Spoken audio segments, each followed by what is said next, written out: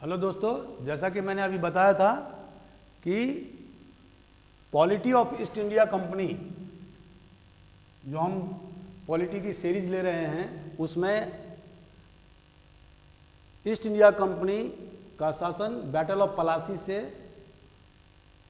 शुरू होकर के 1857 तक चला और इसलिए हमने 100 वर्षों का उनका पॉलिटी, उनकी राज्य व्यवस्था, उनका स्ट्रक्चर ऑफ द गवर्नमेंट के बारे में आज आपको विशद रूप से लेक्चर देने के लिए प्रस्तुत हुआ हूँ।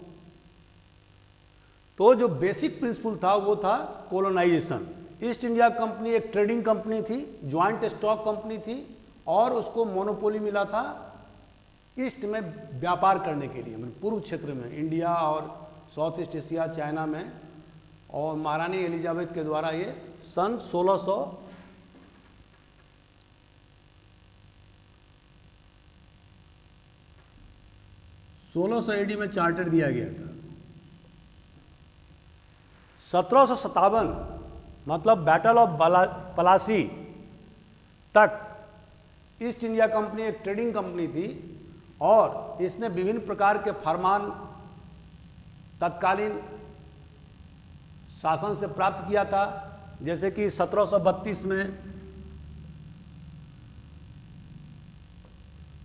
गोल्डन फरमान,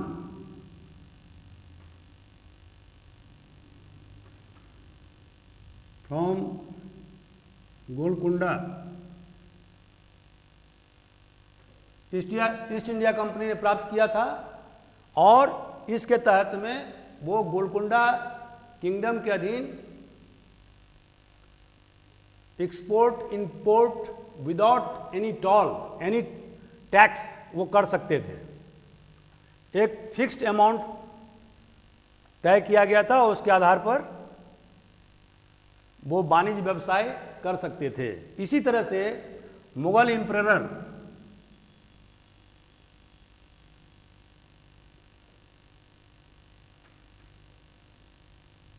फर्रुखसियार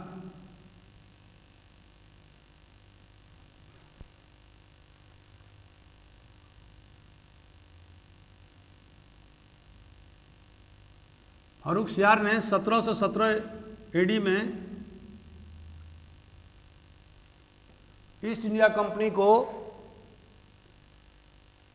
एक्सपोर्ट और इंपोर्ट करने के लिए फरमान जारी किया था और इसी के तहत में कंपनी को दस्तक, मतलब फ्री पासेस,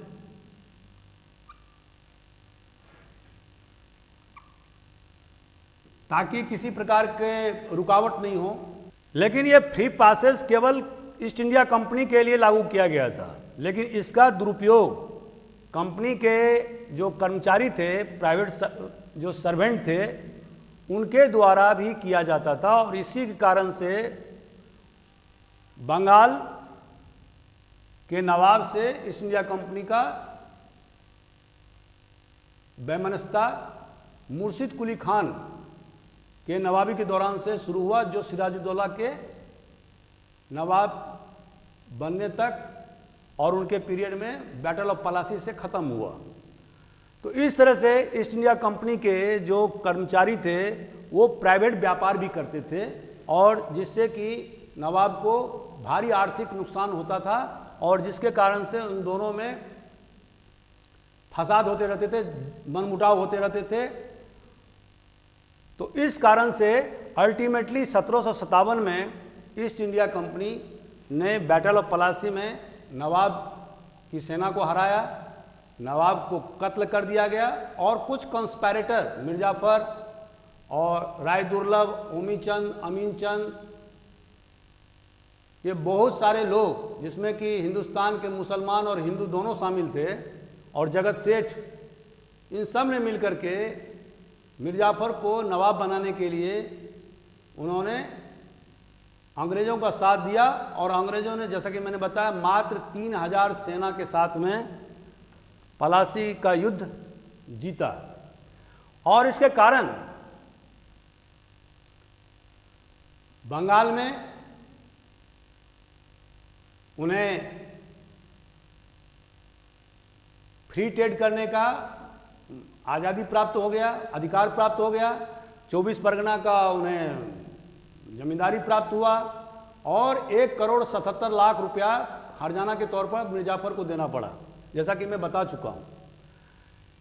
तो 1757 से लेकर के 1857 तक जो कंपनी का जो पॉलिटी था, उसका जो मेन फीचर था वो क्या था? वो था कॉलोनाइजेशन।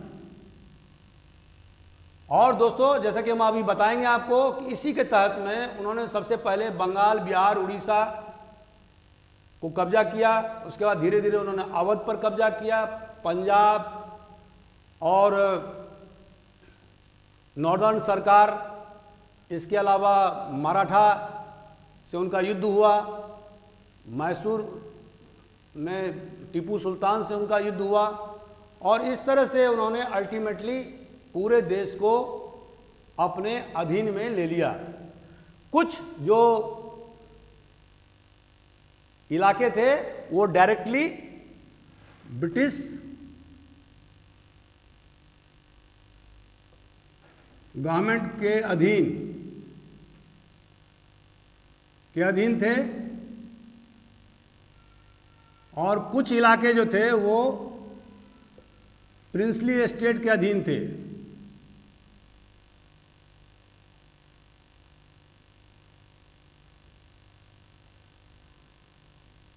जैसे कि जूनागढ़, जयपुर और राजपूताना के और राज्य,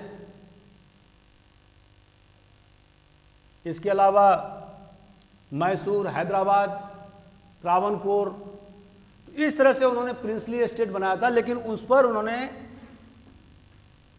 सब्सिडी अलायंस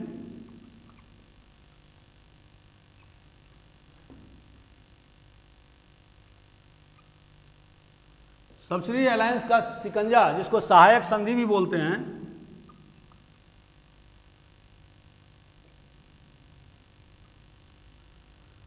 शिकंजा कस दिया और इसके तहत में उन्होंने वहाँ प्रिंसली एस्टेट में उन्होंने अपना रेजिडेंट नियुक्त किया। ये जो प्रिंसली एस्टेट थे वो दूसरे किसी यूरोपियन को अपने यहाँ एम्प्लॉयमेंट में नहीं रख सकते थे। प्रिंसली एस्टेट एक दूसरे प्रिंसली एस्टेट से बात नहीं कर सकते थे और अगर वो बात करेंगे तो उनको गवर्नर जनरल से परमिशन लेना होगा। एक अंग्रेजों की फौज वहाँ खड़ी रहती थी और जिसका पूरा खर्चा प्रिंसली एस्टेट बियर करता था। तो इस तरह से उन्होंने पूरे हिंदुस्तान को अपने कब्जे में ले लिया और ये कंप्लीशन उनका 1857 से पहले लॉर्ड डलहौजी के नेतृत्व में हुआ। इतना ही नहीं, उन्होंने नेपाल के साथ में, अफगानिस्तान के साथ में, बर्मा के साथ में, सभी जगह उन्होंने अपना पोजीशन, बहुत सारे इलाकों को उन्होंने अपने अंदर में किया, जो कि जो औपनिवेशवाद है उसके सबसे महत्वपूर्ण तत्व हैं। क्योंकि जितना एरिया विस्तार में रहेगा, जितना क्षेत्रफल में उनके अधीन में रहेगा, उतना ही ज़्यादा वो वहाँ के इंडिजिनस पॉपुलेशन को एक्सप्लॉइट कर सकेंगे। सहायक संधि करने से उनको ये फायदा हुआ, दो फायदा हुआ। पहला, no responsibility of government,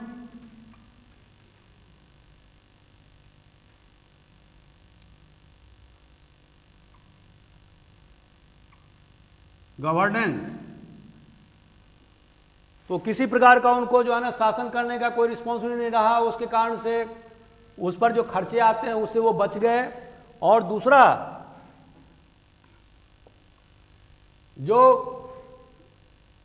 political management करना होता है, जैसे कि आंतरिक विद्रोह को रोकने के लिए, तो ये सारा भार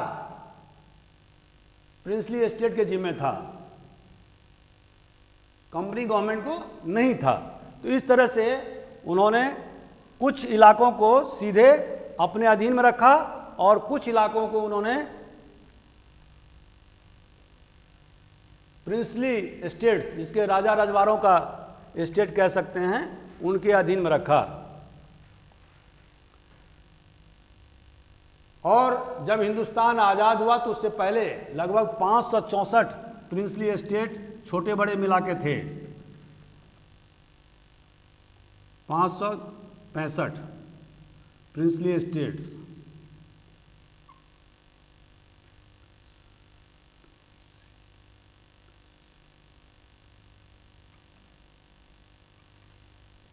ये सभी प्रिंसली स्टेट्स चूंकि अंग्रेजों के रहमो करम पर थे, इसीलिए वो सबसे बड़े समर्थक थे ब्रिटिश साम्राज्यवाद के, और इसीलिए आज़ादी की लड़ाई में भी उन्होंने इक्का दुक्का मामलों को छोड़कर के अधिकांश मामलों में उन्होंने अंग्रेजों का समर्थन किया।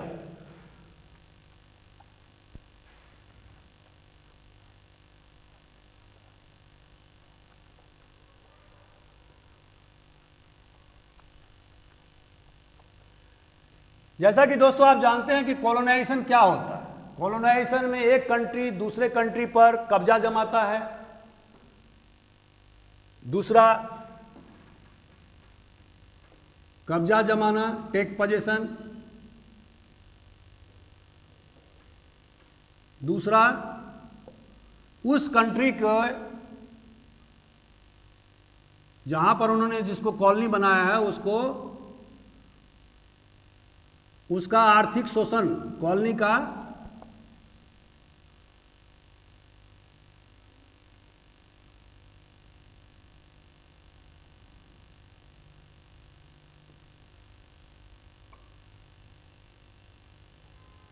शोषण करना, और तीसरा interlinking,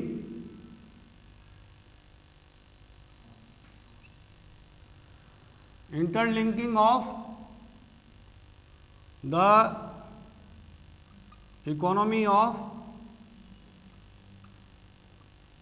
colony with the economy of metropole, जिसको मदर कंट्री कहते हैं।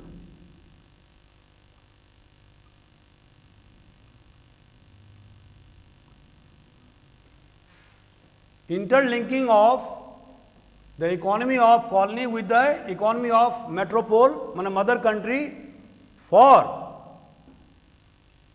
The purpose of exploitation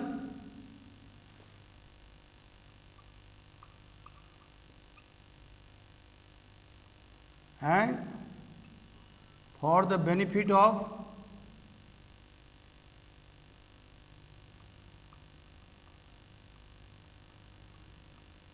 mother country।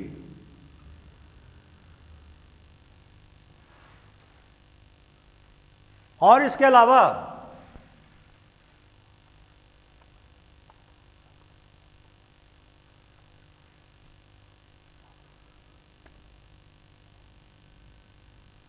Colonies के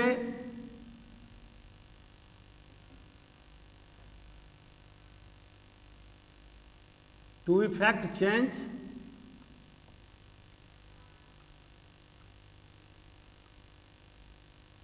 द कल्चर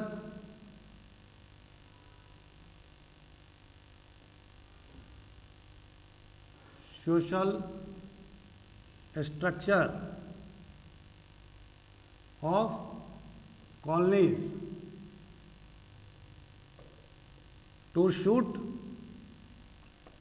metropole।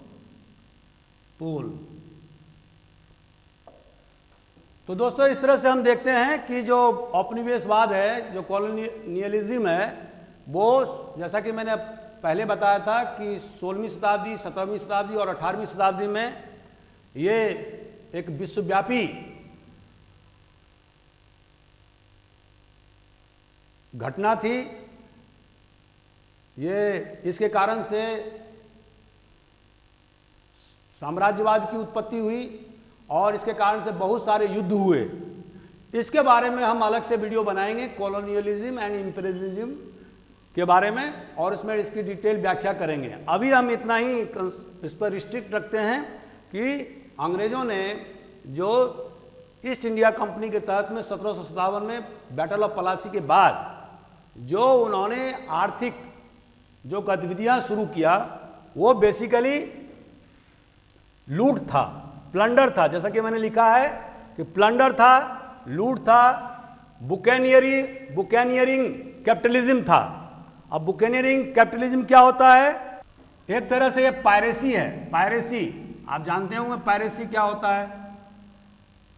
जो डाकू समुद्र में लूट करते हैं उसको पायरेट बोलते हैं, उसी से पायरेसी वर्ड है। तो बुकैनियरिंग कैपिटलिज्म मतलब होता है कि जो मदर कंट्री कॉलोनीज को पायरेसी मतलब खुला छूट, खुला लूट जो अपनाता है, तो उसको बोलते हैं बुकैनियरिंग कैपिटलिज्म। और 1757 से लेके 1857 तक ईस्ट इंडिया कंपनी ने इसी पॉलिसी को सहारा लिया, और जिसके कारण हिंदुस्तान की आर्थिक, सामाजिक और राजनीतिक एवं सांस्कृतिक जो गतिविधियां थी वो ध्वस्त हो गई। आइए चलते हैं। सबसे पहले जो उन्होंने जो आर्थिक जो फेज था, इकोनॉमिक जो फेज था, उसको दो भाग में अपन बांटते हैं। पहला भाग है 1757 एडी से 1813 एडी।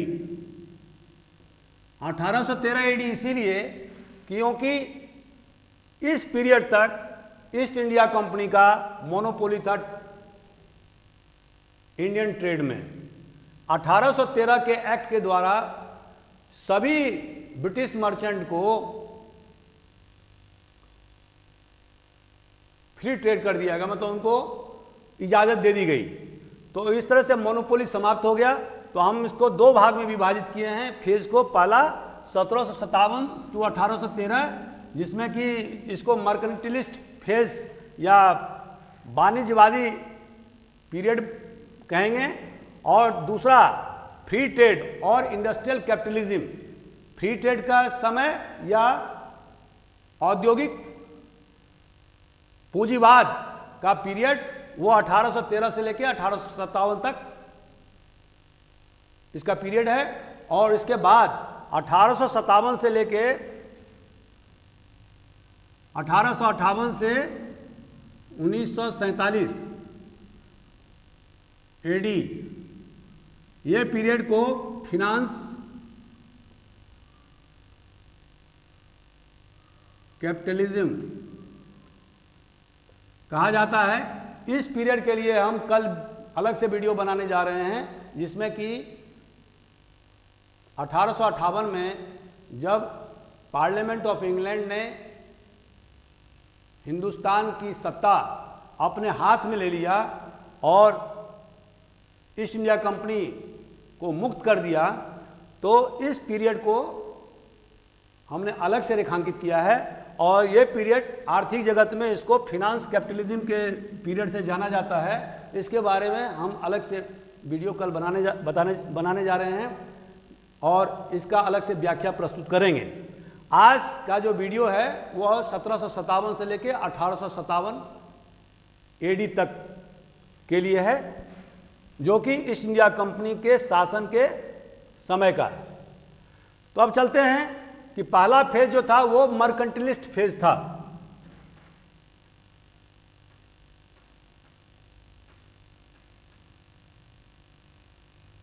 ये पीरियड था 1757 1813 एडी। दोस्तों, जैसा कि आप जानते हैं कि 1757 में पलासी युद्ध होने के बाद में लॉर्ड क्लाइव या रॉबर्ट क्लाइव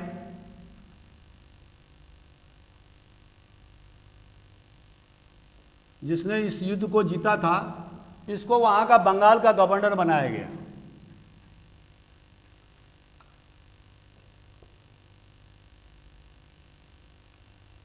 दूसरा, इस युद्ध के बाद में अंग्रेजों को बिहार, बंगाल, उड़ीसा में उन्हें फ्री ट्रेड करने की आज़ादी मिल गई, माने एक्सपोर्ट और इंपोर्ट से उन्हें छूट मिली। बिना किसी टैक्स के वो एक्सपोर्ट और इंपोर्ट कर सकते थे। दूसरा, जैसा कि मैंने आपको बताया कि 24 परगना जिला का जमींदारी मिला और मीर जाफर को बहुत सारा धन कंपनसेशन माना हर्जाना के रूप में देना पड़ा। इसके अलावा अंग्रेजों ने, जो ईस्ट इंडिया कंपनी के सर्वेंट थे, उन्होंने लूट खसोट किया और नए नवाब से उन्होंने विभिन्न प्रकार के ब्राइब्स, गिफ्ट्स प्राप्त किए, जो कि लगभग 4 मिलियन पाउंड स्टर्लिंग,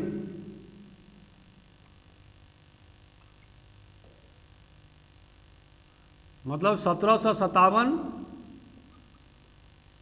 एडी से 1765, इस पीरियड के दौरान, लगभग 8 साल के दौरान, उन्होंने 4 मिलियन पाउंड स्टर्लिंग जो है ना बंगाल से, वहाँ के नवाब से, वहाँ के जमींदार से, वहाँ के किसान से लूटा और इसको लूट करके वो अपने देश ले गए।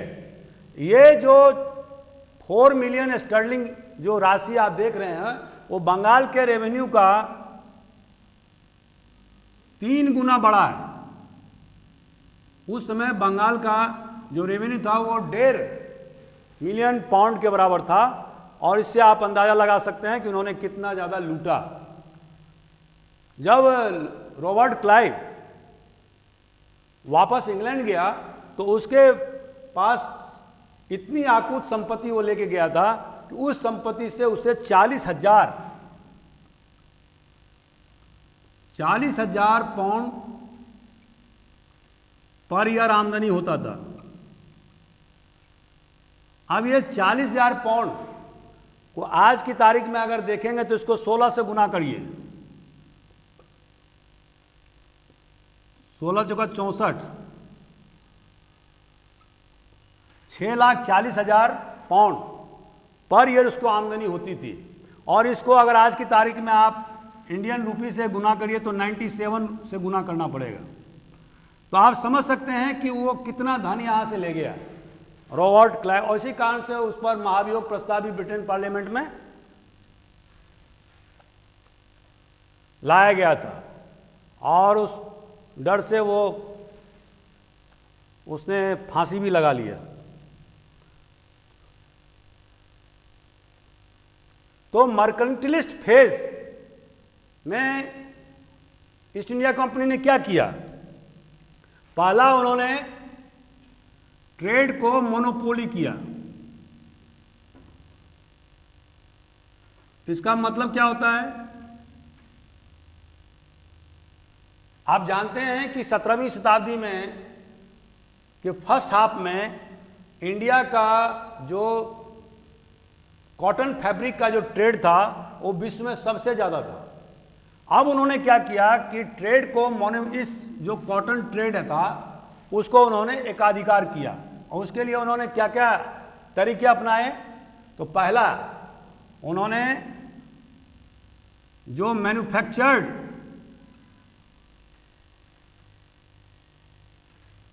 कॉटन फैब्रिक थे उसको उन्होंने कम दाम पर खरीदना शुरू किया। कम दाम पर खरीदना, वीवर से कम दाम पर खरीदना।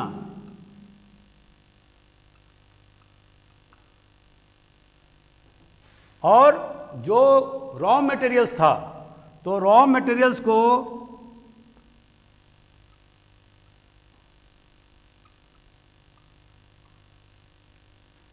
रॉ मटेरियल जैसे कि कॉटन का, सिल्क, जूट, ऑयल सीड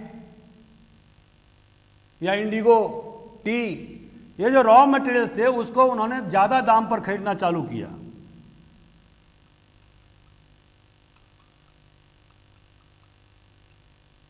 तो इससे ये हुआ कि जो व्यापारी थे, जो मैन्युफैक्चरर थे, इंडियन मैन्युफैक्चरर थे, उनको रॉ मटेरियल महंगा पड़ने लगा और मैन्युफैक्चर्ड गुड्स उनको सस्ता में बेचना पड़ा। तो जिससे जो कॉस्ट ऑफ प्रोडक्शन है वो भी उनसे नहीं निकल पाता था, जिसके कारण 18वीं शताब्दी के उत्तरार्ध आते आते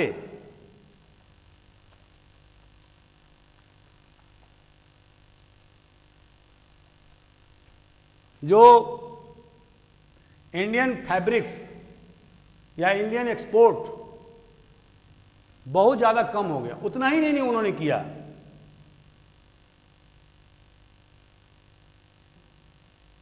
उन्होंने इंग्लैंड में जब ये माल इंडियन गुड्स पहुंचता था उसमें हैवी ड्यूटी लगाते थे।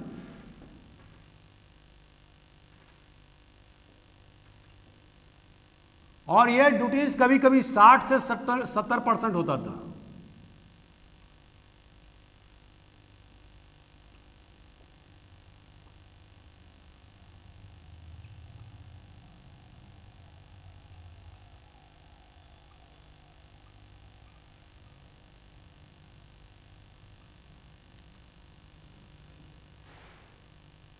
इसके अतिरिक्त जो राजस्व प्राप्त होता था ईस्ट इंडिया कंपनी को, उस राजस्व को उन्होंने डाइवर्ट किया और वो क्या करते थे, जो इंडियन गुड्स खरीदते थे, मैन्युफैक्चर गुड्स, उस राजस्व का वो इस्तेमाल करते थे। और इस तरह से उन्होंने पूरी तरह से जो इंडिजिनस जो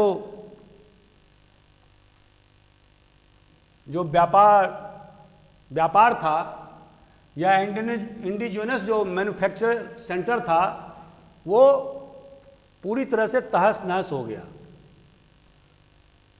जब इंडस्ट्रियल रिवॉल्यूशन 18वीं शताब्दी के उत्तरार्ध में आया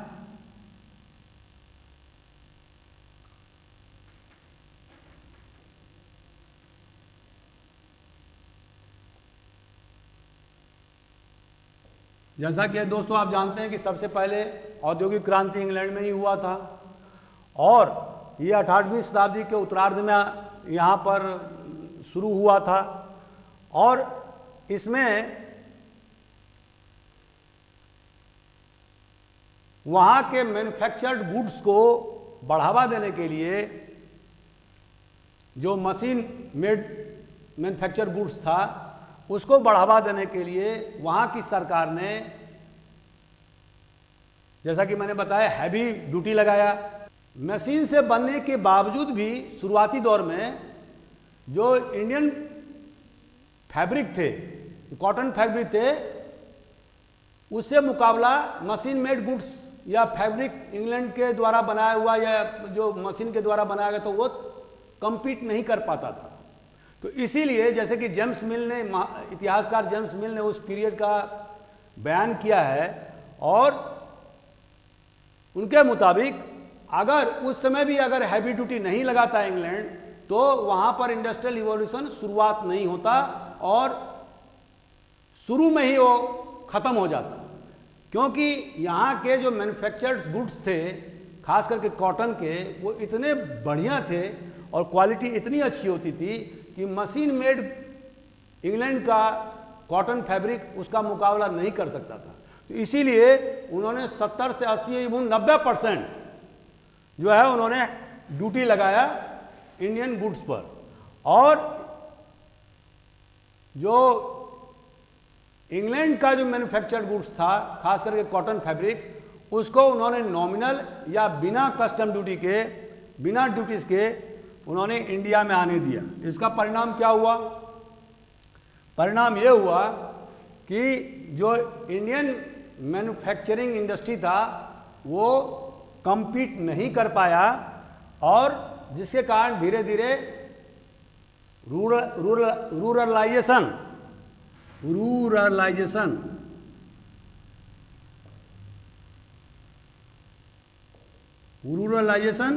ऑफ इंडियन इकोनॉमी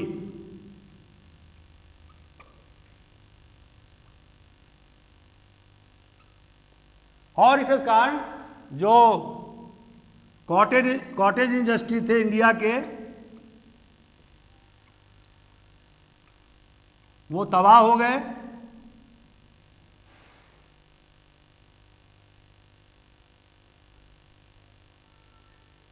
और प्रेशर ऑन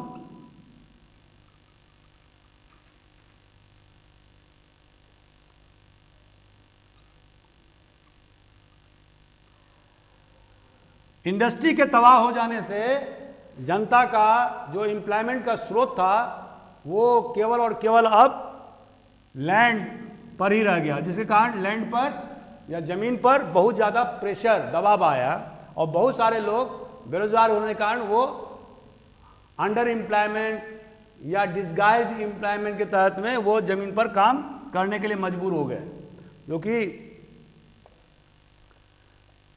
आज़ादी के बाद बहुत दिनों तक ये चलता रहा। तो सेकेंड फेज में खास करके जो 1813 से लेकर 1858 तक या 57 तक जो इंडस्ट्रियल कैपिटलिज्म का पीरियड है, इसमें ईस्ट इंडिया कंपनी ने क्या किया, उन्होंने रॉ मटेरियल को, रॉ मटेरियल किसका, जैसे कि इंडिगो या कॉटन, टी,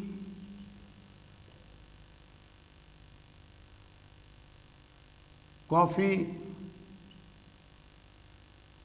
जूट, सिल्क, इन रॉ मटेरियल को मंगाना शुरू किया सस्ते दाम पर, और जो फिनिश्ड गुड था उसको उन्होंने वहां से हिंदुस्तान में भेजना चालू किया। तो इस कारण से हिंदुस्तान का जो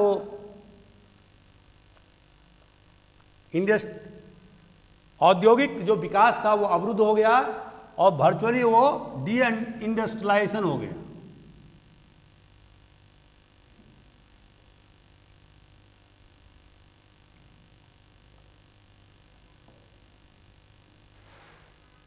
क्योंकि जो हिंदुस्तानी जो मैन्युफैक्चरिंग इंडस्ट्री थी उसमें किसी तरह का कोई अपग्रेडेशन नहीं हुआ, वो बरसों से, सैकड़ों साल से चल रहे थे, उनमें प्रोडक्टिविटी बढ़ाने के लिए कोई ज़्यादा प्रयास नहीं किया गया था, क्योंकि उस ज़माने में कंपटीशन नहीं था। अब बदली हुई परिस्थिति में जो इंग्लैंड में नए नए मशीन के आविष्कार हो रहे थे और उन मशीनों के द्वारा जो विभिन्न सामानों के जो उत्पादन किए जा रहे थे, जैसे मेटल प्रोडक्ट्स हुआ या सिल्क या कॉटन के फैब्रिक्स जो बनाए जा रहे थे, तो उसका मुकाबला यहाँ के जो लोकल इंडस्ट्री था वो नहीं कर पा रहा था, जिसके कारण लोकल इंडस्ट्री तो बंद हुआ ही, इसके स्थान पर जो इंडिजिनस जो घरेलू इंडस्ट्री है वो भी पनप नहीं पाया। और जैसा कि मैंने बताया कि इसके कारण से यह phase deindustrialisation of Indian economy के नाम से जाना जाता है। अब दोस्तों, अभी इस आर्थिक नीति का जो प्रभाव है उसके बारे में हम इसके बाद आएंगे। पहले हम बताते हैं कि जो दूसरा जो फैक्टर था ट्रेड के अलावा, वो था लैंड रेवेन्यू।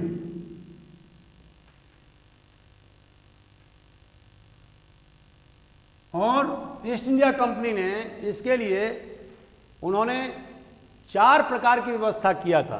पहला, इजारेदारी,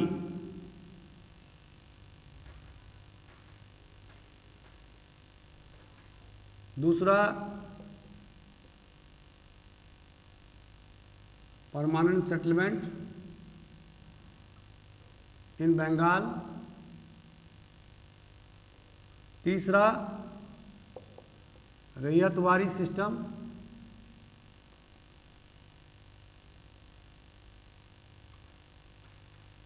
चौथा महलवारी सिस्टम, दोस्तों, जैसा कि आप जानते हैं, उस पीरियड में भी जब अंग्रेज ने 1757 से एक पॉलिटिकल पावर के रूप में काम करना शुरू किया, तो उस पीरियड में भी लैंड रेवेन्यू जो था वो शासन का सबसे बड़ा आय का स्रोत था। इसीलिए उन्होंने लैंड रेवेन्यू पर ध्यान दिया और ये लैंड रेवेन्यू 4 प्रकार का था जो विभिन्न इलाकों के हिसाब से उन्होंने सेट किया था। तो सबसे पहले देखते हैं इजारेदारी सिस्टम। ये सबसे पहले लॉर्ड हेस्टिंग ने शुरू किया था, जो बंगाल के Warren Hasting, by Warren Hasting,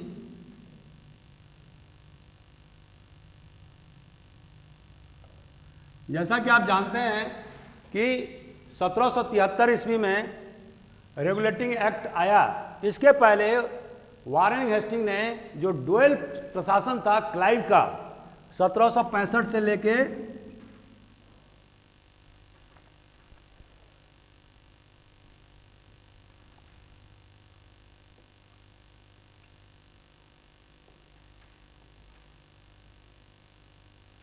जिसके बारे में हमने जो द्वैत प्रशासन जो डबल गवर्नमेंट की पॉलिसी जो लॉर्ड क्लाइव ने अख्तियार किया था, उसको वारेन हेस्टिंग ने समाप्त कर दिया और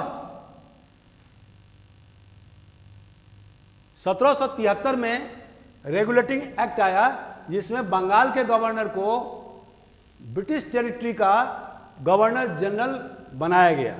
तो पहला जो गवर्नर जनरल था वो था वारेन हेस्टिंग।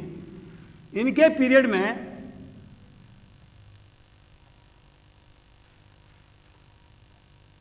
इजारेदारी सिस्टम लागू किया गया।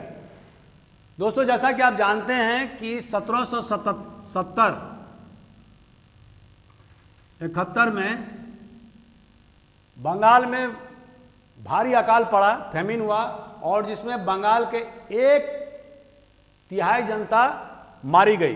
माने लगभग 1 करोड़ जनता उस जमाने में मर गए इस फेमिन के दुष्चक्र के कारण। तो बंगाल पूरी तरह से दयनीय स्थिति में था और किसान किसी प्रकार के टैक्स या लगान नहीं दे पाने की स्थिति में थे।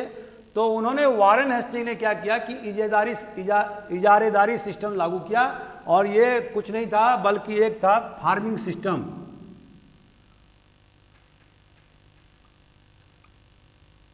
इसके तहत में जो सबसे ज्यादा पैसा देने वाला आदमी था, मतलब द हाईएस्ट बीडर,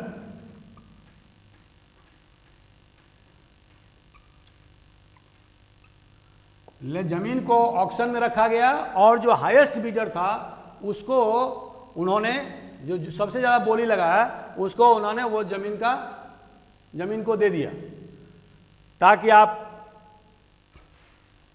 वहां से लगान वसूल कर सकें। तो रेवेन्यू फार्मर्स को उन्होंने जमीन का आवंटन किया, जिसको कि इजारेदारी सिस्टम कहते हैं। लेकिन चूंकि जो share of land revenue of the government बहुत ज़्यादा था, इसके कारण से, और बंगाल में उस समय में 1770-71 में अकाल भी पड़ा था, तो जिसके कारण से आर्थिक स्थिति बुरी तरह से कमज़ोर हो चुकी थी। तो इसीलिए बहुत सारे जो लैंडलॉर्ड थे, जो रेवेन्यू फार्मर्स थे, वो एरियर्स में आ गए, मतलब उन्होंने लगान गवर्नमेंट को दे पाने की स्थिति में नहीं थे, और इस तरह से जो कंपनी का जो आय का स्रोत था वो बुरी तरह से प्रभावित हुआ। इसके देखते हुए इस इजारेदारी सिस्टम को खत्म कर दिया गया और लॉर्ड कॉर्नवालिस, जो वारेन हेस्टिंग के बाद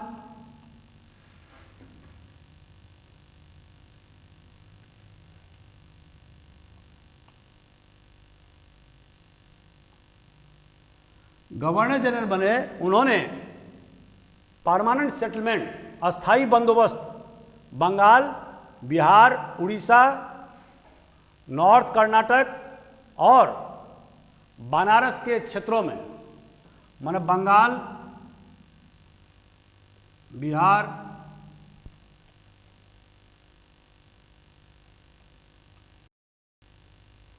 उड़ीसा,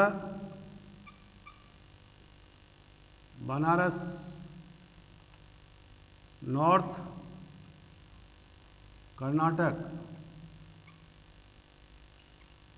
इन जगहों में लॉर्ड कॉर्नवालिस ने परमानेंट सेटलमेंट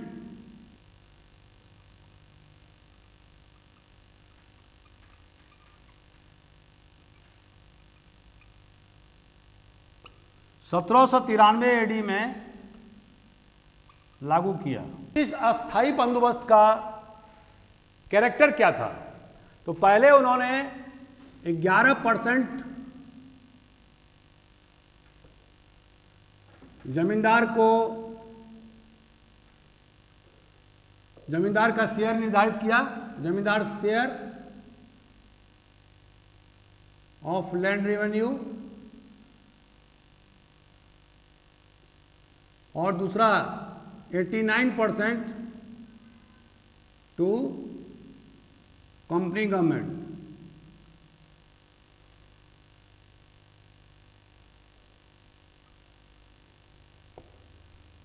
एक तो ये हो गया, जो कि उस समय में जो उन्होंने निर्धारित किया था वो बहुत ज़्यादा था, और जो प्रचलित जो लैंड रेवेन्यू सिस्टम जो इंग्लैंड में उस ज़माने में था उससे भी ज़्यादा उन्होंने टैक्स इस अस्थाई बंदोबस्त के इलाके में रखा। इसके बाद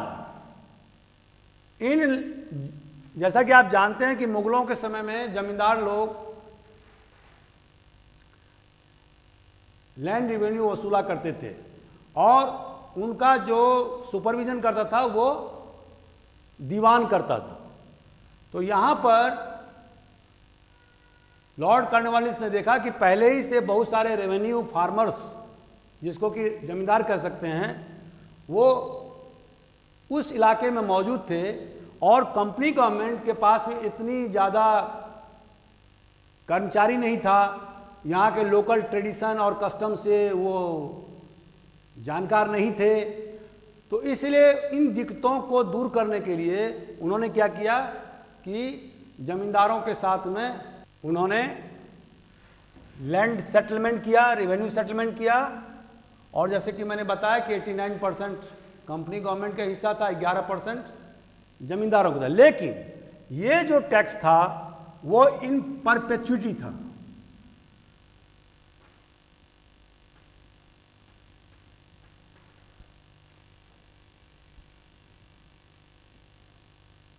ना हमेशा के लिए। और इसके अलावा अंग्रेजों ने एक दूसरा काम किया था, उन्होंने जमींदार को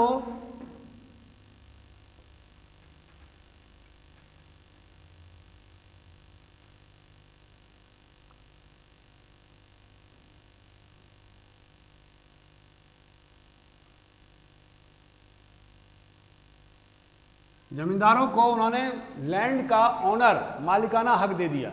तो इस तरह से उन्होंने किसानों को या टिनेंट्स को उन्होंने टिनेंट्स बना दिया। माने टिनेंट्स जो जमींदारों के मर्जी पर अब हो गए। तो इसके कारण से जो लैंड रिलेशन था रूरल एरिया में, उसका बहुत बड़ा इफेक्ट पड़ा। और शुरुआती दिनों में तो लगभग 30% जमींदार डिफॉल्टर हो गए, वो कंपनी गवर्नमेंट को लगान नहीं दे पाए।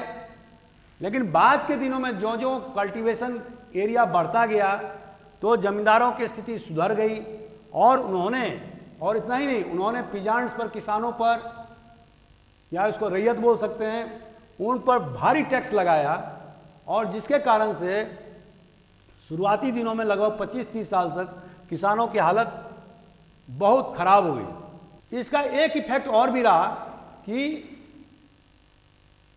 जब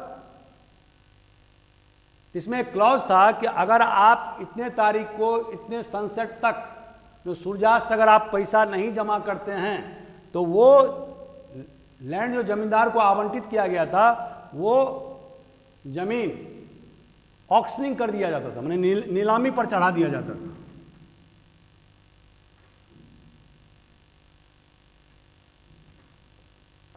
ऑक्शनिंग।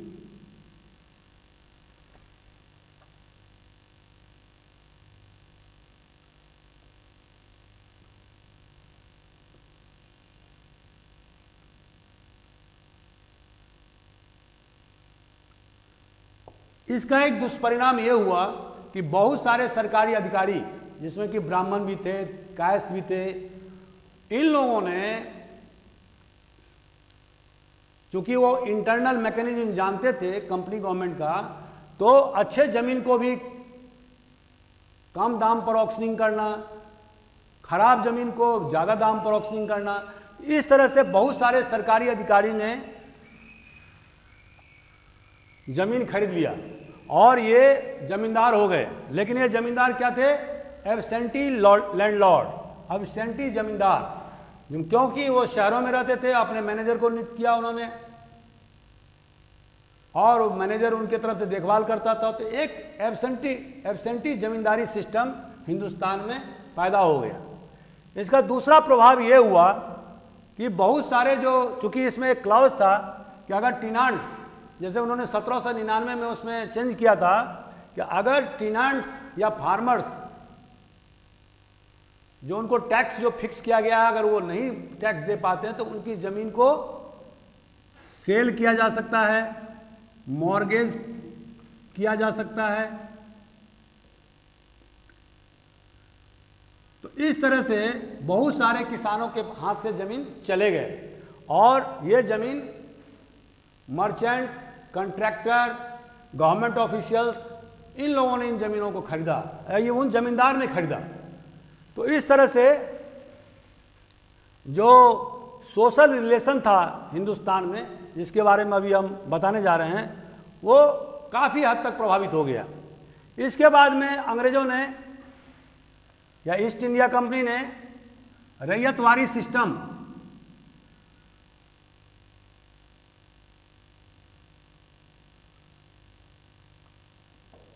लागू किया और ये लागू करने वाले का नाम था मुनरो। इसके तहत में इन्होंने किसानों से या रैयत से सीधा सीधी जो है वो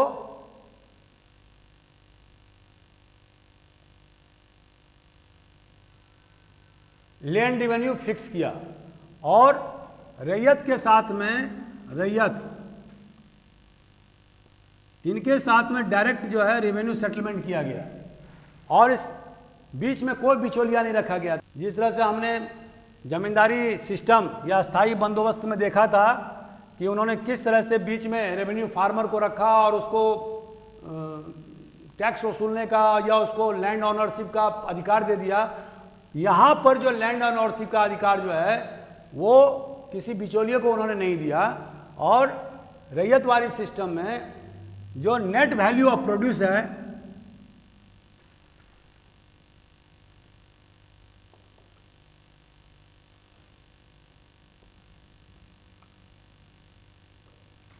अब नेट वैल्यू ऑफ प्रोड्यूस क्या होता है? जैसे जब मान लीजिए कि जितना उपज हुआ उसमें से जो खर्चे, जो खेती करने में खर्चा भी लगता है, तो उसको काट दीजिए, उसके बाद जो नेट वैल्यू ऑफ प्रोड्यूस वही निकलेगा।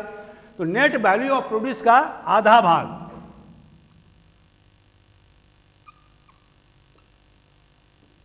आधा भाग जो है वो कंपनी गवर्नमेंट को जाएगा और आधा भाग रैयत के पास में रहेगा। ये जो सेटलमेंट, रैयतवारी सेटलमेंट साउथ में, सॉदर्न स्टेट में उन्होंने लागू किया। सॉदर्न स्टेट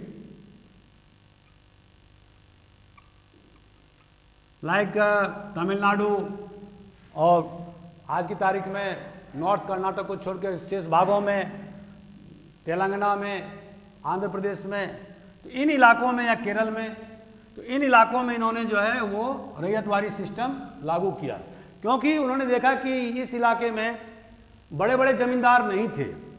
वो क्यों नहीं थे? क्योंकि आप जानते होंगे कि टीपू सुल्तान ने या उसके पहले हैदर अली ने बहुत सारे जो पॉलीगर्स थे, या जो जमींदार थे या जोते जागीरदार थे उनको ख़त्म कर दिया था। तो इस तरह से उन्होंने जो है वो रैयतवारी सिस्टम लागू किया। दूसरा, अंग्रेज़ों को ये भी समझ में आया कि ज्यों-ज्यों समय बीतने लगा तो जो जमींदारी सिस्टम के तहत में, अस्थाई बंदोबस्त के तहत में जमींदार की माली हालत अच्छी होती गई, क्योंकि एरिया ऑफ कल्टीवेशन बढ़ता गया। लेकिन कंपनी का जो आमदनी था वो हमेशा के लिए फिक्स रहा। तो इससे बाद के दिनों में जाकर के कंपनी लूजर हुई। तो इस चीज़ से बचने के लिए उन्होंने रैयतवारी सिस्टम, इन सब दोषों से बचने के लिए इन्होंने रैयतवारी सिस्टम दक्षिण के राज्यों में किया। और ये जो रैयतवारी सिस्टम था वो 20 से लेके 30 इयर्स के लिए किया गया। चौथा जो लैंड रेवेन्यू सिस्टम था उनका था महलवारी, जैसे कि मैं बता चुका हूं।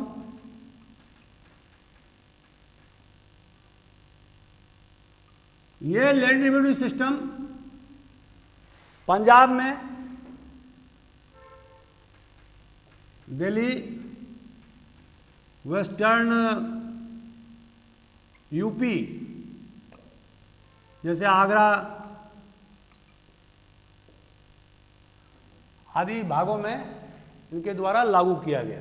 इसकी विशेषता ये थी कि यह किसी व्यक्ति विशेष के साथ में कोई या जमींदार के साथ में किसी प्रकार का उन्होंने सेटलमेंट नहीं किया। इसका जो कर्ता धर्ता था वो था मैकेंजी।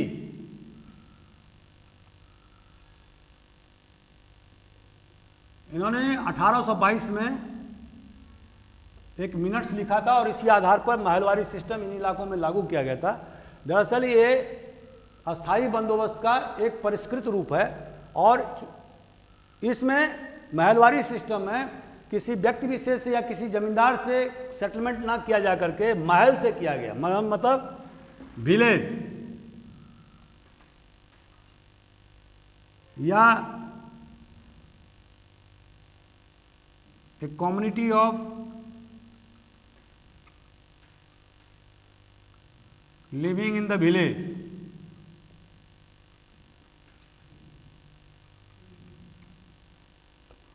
और इसका जो चूंकि हर कम्युनिटी में या हर विलेज में एक लंबरदार होता था,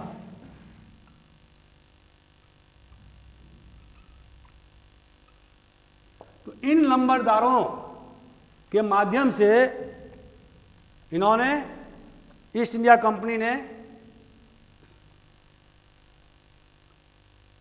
लैंड रेवेन्यू सेटलमेंट किया। शुरू में तो इन्होंने 66% ऑफ द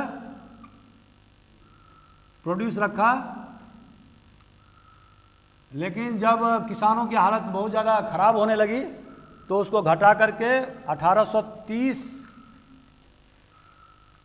और 35 के बीच उन्होंने 50% रेंट कर दिया।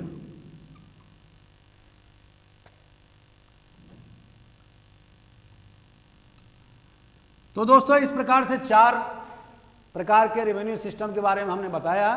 अभी शॉर्ट में बताया, इसके लिए मैं अलग से वीडियो बनाऊंगा कि अंग्रेज़ों के शासनकाल में लैंड रेवेन्यू सिस्टम क्या था, मुगलों के समय में क्या था, सल्तनत के समय में क्या था, गुप्ता पीरियड के दौरान, मौर्यों के समय या राजपूत पीरियड के समय, या उससे पहले मगध एम्पायर के समय में 6ठी शताब्दी ईसा पूर्व में। तो इसका एक सीरीज में तैयार करूंगा।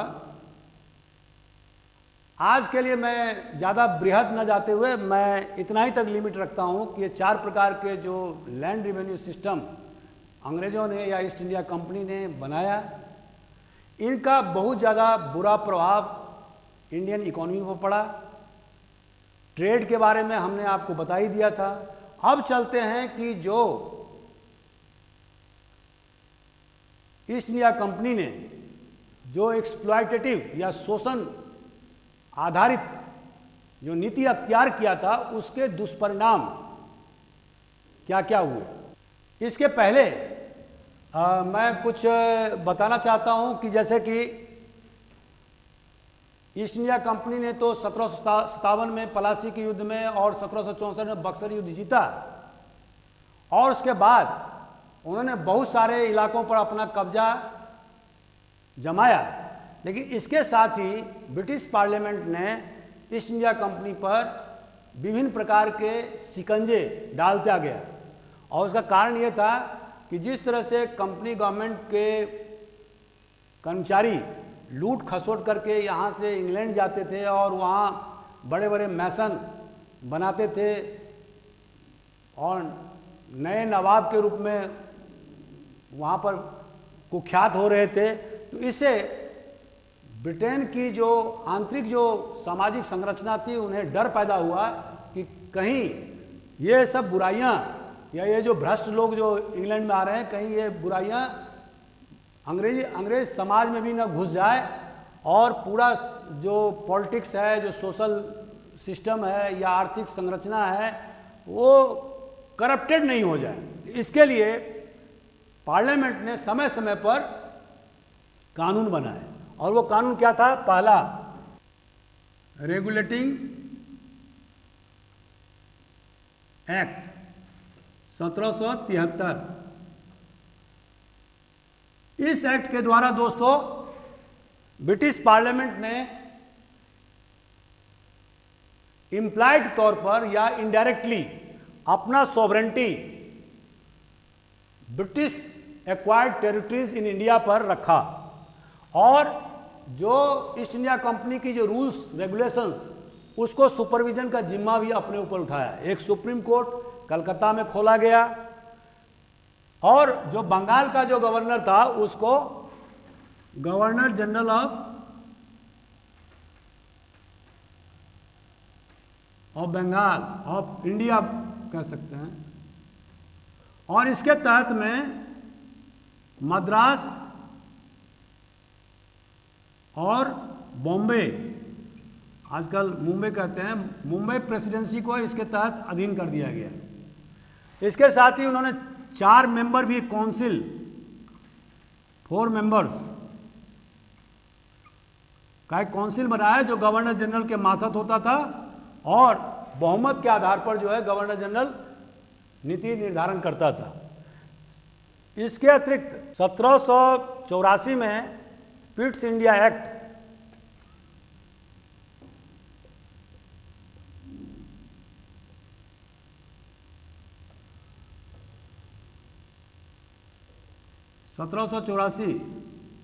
इसके द्वारा कंपनी के सुपरविजन के लिए, सुपरिटेंडेंट करने के लिए, उसके इंटरनल मैकेनिज्म को, तो जैसा कि मैंने बताया कि पिट्स इंडिया एक्ट 1784 ईस्वी के द्वारा उन्होंने एक बोर्ड ऑफ कंट्रोल का गठन किया, और जिसमें 6 मेंबर होते थे, और इसमें 4 सदस्य जो है ना प्रिवी काउंसिल के सदस्य, और 2 सदस्य सेक्रेटरी ऑफ स्टेट,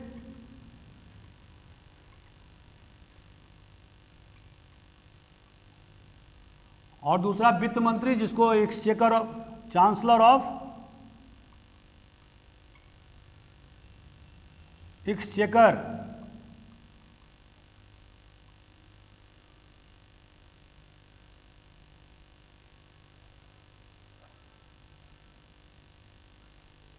एक्सचेकर कहा जाता था, जो कि कंपनी के कार्यों का पूरा हिसाब किताब रखता था। सारे जो कॉरेस्पॉन्डेंस होते थे कंपनी गवर्नमेंट और उसके एम्प्लॉय के बीच में, वो सारे चीज़ वहाँ रखे जाते थे। तो धीरे धीरे उन्होंने, ब्रिटिश पार्लियामेंट ने कंपनी गवर्नमेंट पर अपना शिकंजा कसना शुरू किया। 1786 में एक और परिवर्तन किया गया, और वो था कि अगर जहाँ पर सिक्योरिटी का मामला है, जहाँ पर पीस का मामला है, वार का मामला है, तो वहाँ पर गवर्नर जनरल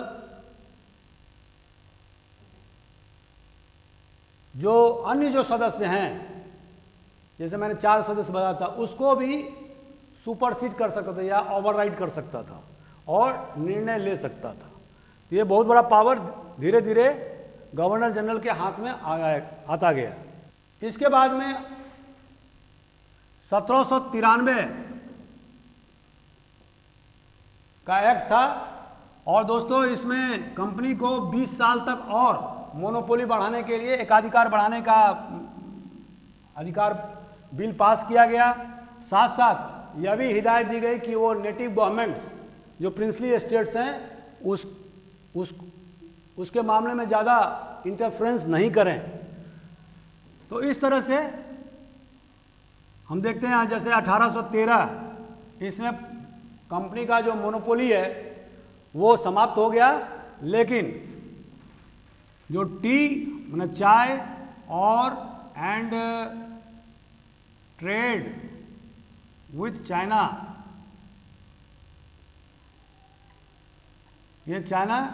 ये मोनोपोली 2 मामलों में मोनोपोली कंपनी के पास में रहा।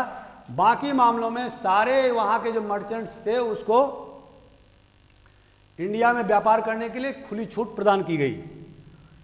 और इसके बाद 1833 में कंपनी का जो मोनोपोली था टी एंड ट्रेड का, ये भी समाप्त कर दिया गया। 1853 में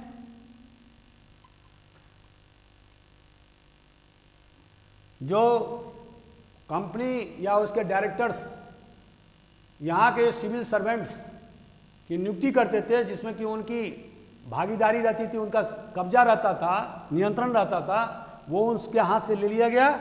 और अब ये बताया गया 1853 के एक्ट के द्वारा कि अब जो भी सिविल सर्वेंट्स की नियुक्ति होगी वो कॉम्पिटिटिव एग्जामिनेशन या प्रतियोगिता परीक्षा के आधार पर होगी। तो इस तरह से डायरेक्टर्स के पास में जो बहुत बड़ा पेट्रोनेज का हथियार था वो समाप्त हो गया। दोस्तों जैसा कि आप जानते हैं कि जो कंपनी गवर्नमेंट या ब्रिटिश गवर्नमेंट, इसके 3 हथियार थे और वो 3 हथियार कौन कौन से थे? सिविल सर्वेंट, सिविल सर्विसेज कह दीजिए, दूसरा आर्मी, तीसरा पुलिस। सिविल सर्विसेज को steel frame of the British empire कहा जाता था, लेकिन लॉर्ड कॉर्नवालिस ने सिविल सर्विसेज को पूरी तरह से यूरोपियनाइजेशन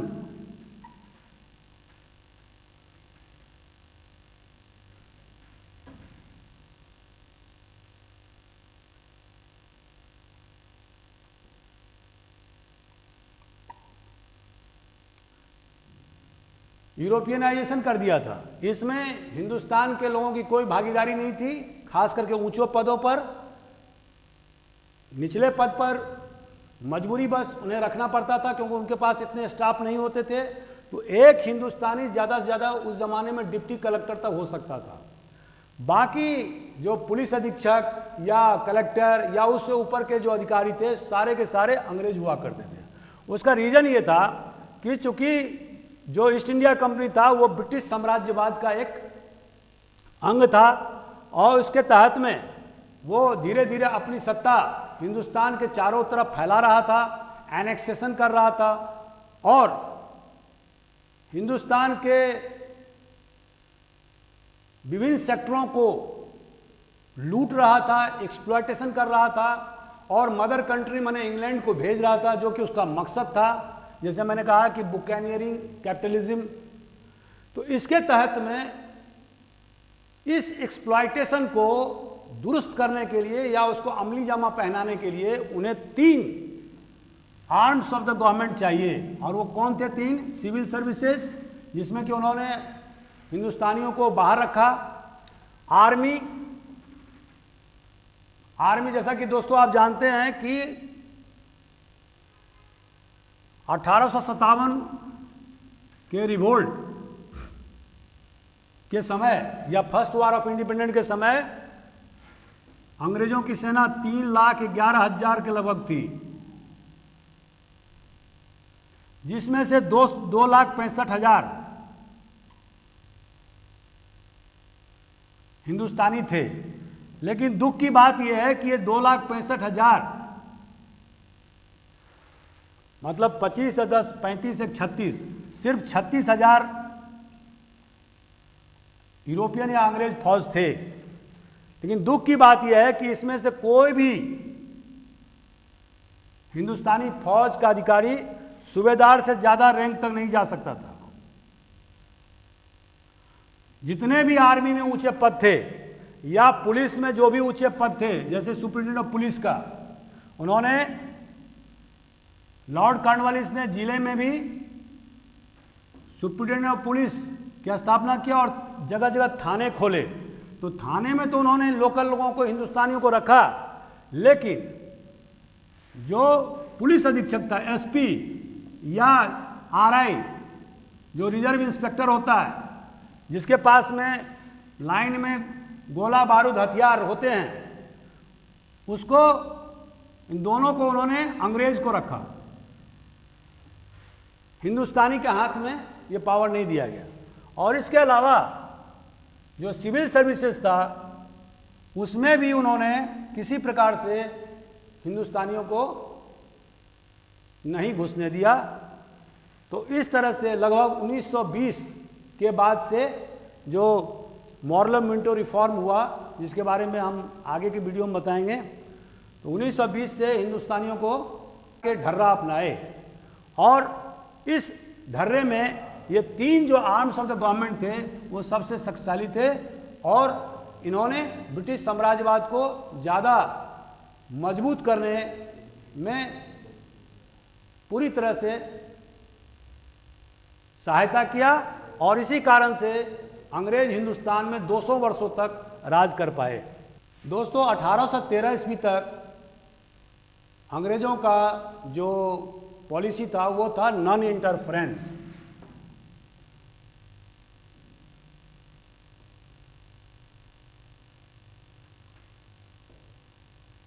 in the Indian social, cultural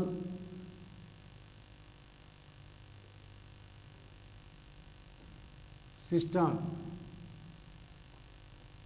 लेकिन 1813 के बाद जब इंग्लैंड में औद्योगिक क्रांति की शुरुआत बहुत जोरों से हो गई थी और इंग्लैंड ने भारतीय इकोनॉमी को पूरी तरह से तहस नहस कर दिया था, तो उसके बाद जब उनका फिनिश्ड गुड इंडिया में आने लगा और इंडिया पूरी तरह से, हिंदुस्तान पूरी तरह से ब्रिटेन के मैन्युफैक्चर्ड गुड से या वहाँ के मशीन द्वारा बनाए गए सामानों से पूरी तरह से पट गया, बाढ़ आ गई, तो उस माल की ज़्यादा से ज़्यादा खपत हो, इसीलिए उन्होंने ये सोचा कि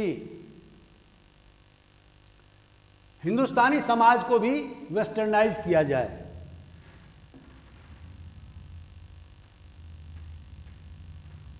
और इसके तहत इंग्लिश का अंग्रेजी का शिक्षा प्रारंभ किया जाए।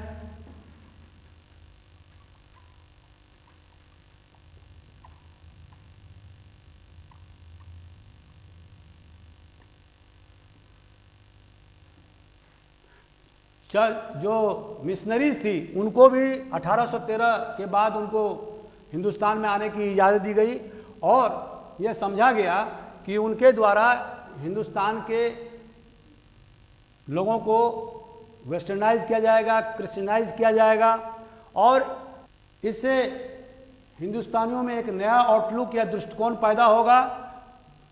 विदेशी माल की या अंग्रेजी माल की ज़्यादा खपत होगी, बहुत ज़्यादा लोग अपने धर्म को, अपने कल्चर को छोड़ करके ईसाई धर्म को अपनाएंगे। तो इसके तहत में उन्होंने ईसाई मिशनरी को हिंदुस्तान में भेजना शुरू किया, जिन्होंने बहुत सारे एजुकेशनल इंस्टीट्यूट खोले और बहुत सारे लोगों को, हिंदुओं को, मुसलमानों को उन्होंने क्रिश्चियनिटी में कन्वर्जन भी किया। इसी पॉलिसी के तहत में उन्होंने जो हिंदुस्तान में जो बहुत ही घृणित प्रथा जैसे सती प्रथा,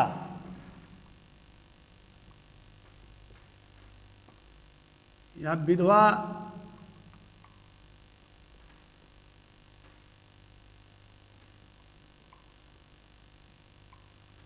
विडो रीमैरिज या सती प्रथा 1829 में राम मोहन राय के सहयोग से विडो रीमैरिज एक्ट, 1856 में फीमेल इन्फेंटिसाइड,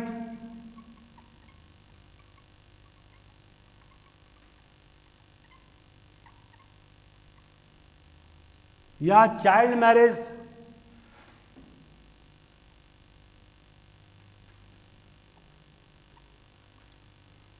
के खिलाफ abolition of child marriage,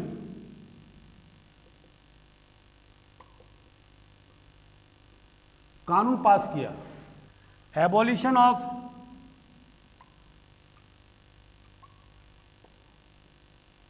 slavery भी उनके द्वारा पास किया गया इसी पीरियड में। तो इस तरह से उन्होंने सामाजिक रिफॉर्म्स, सोशल रिफॉर्म्स किए। लेकिन 1813 से पहले जो उनका पॉलिसी था वो था कि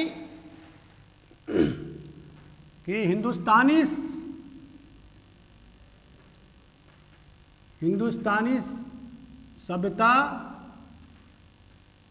और संस्कृति,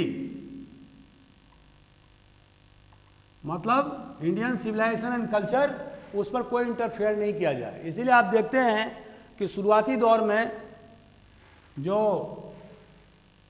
एशियाटिक सोसाइटी ऑफ बंगाल की स्थापना 1783 ईस्वी में हुई थी। इसके अलावा उन्होंने जॉन प्रिंसेप ने ब्राह्मी लिपि खोजा था, डिसाइफर किया था। इसके अतिरिक्त उन्होंने संस्कृत कॉलेज बनारस में, कलकत्ता में और पूना में और खोला था। इसी तरह से पर्शियन कॉलेज भी खोले गए थे। और वारेन हेस्टिंग तो खुद संस्कृत और पर्शियन का जानकार था, उन्होंने सीखा था उसको। तो इस तरह से जो उस समय के जो अंग्रेज अफसर थे उनका पूरा फोकस था कि हिंदुस्तान के जो संस्कृति है, कल्चर है, जो उसकी जो रीति रिवाज है, जो उसकी सोशल सिस्टम है, उस पर किसी प्रकार की छेड़छाड़ ना किया जाए। क्योंकि वो समय बहुत शुरुआती समय था और अंग्रेज संख्या बल में बहुत कम थे। 1757 की लड़ाई, खासकर बैटल ऑफ पलासी, उन्होंने चीटिंग करके जीता था। और इवन बक्सर की लड़ाई में उन्होंने एक फ्यूजिटिव इम्परेटर, हिंदुस्तान के मुगल बादशाह शाह आलम सेकेंड, जिसका कोई अस्तित्व नहीं था उस जमाने में और वो लखनऊ में छुपा हुआ था मराठाओं के डर से, उसके साथ समझौता किया था। तो वो अपनी स्थिति को या लिमिटेशंस को जानते थे और इसीलिए उन्होंने कोई भी छेड़छाड़ करने की पॉलिसी 1813 तक नहीं किया। 1813 तक आते आते उनकी सत्ता हिंदुस्तान में बहुत मजबूत हो गया। मराठा पावर ध्वस्त हो गया। 1818 में मराठाओं की पराजय हुई थी। 1799 में उन्होंने टीपू सुल्तान को श्रीरंगापट्टनम में युद्ध के मैदान में उसको समाप्त कर दिया था, मैसूर के फोर्स को हरा दिया था। इसके पहले उन्होंने अवध में भी पूरी तरह से शिकंजा कस दिया था और नॉर्दर्न सरकार को तो उन्होंने 1760 में ही जीत लिया था। तो धीरे धीरे उनका प्रभाव पूरी तरह से हिंदुस्तान पर हो गया था। 1795 में उन्होंने हैदराबाद को हराया था। उसके बाद 1798 में उनके साथ में सहायक संधि किया था। राजस्थान के जितने भी राजपूत राजा थे वो 1718 तक आते आते सभी ने सब्सिडी अलायंस को या सहायक संधि को एक्सेप्ट कर लिया था। मतलब ब्रिटिश पारामाउंटेंसी, मतलब ब्रिटिश सर्वोच्चता को स्वीकार कर लिया था। तो इस तरह से जब उन्होंने देखा कि हमारा शिकंजा पूरे हिंदुस्तान पर कस गया है तो जो कॉलोनियलिज्म का, जो औपनिवेशवाद का जो असली जो कैरेक्टर है वो सामने आ गया। और जो मैंने आपको परिभाषा में बताया था कि औपनिवेशवाद की परिभाषा क्या होती है, तो जैसे परिभाषा मैंने बताया कि colonialism is the policy in the country, colonialism is the policy of the country माने मदर कंट्री,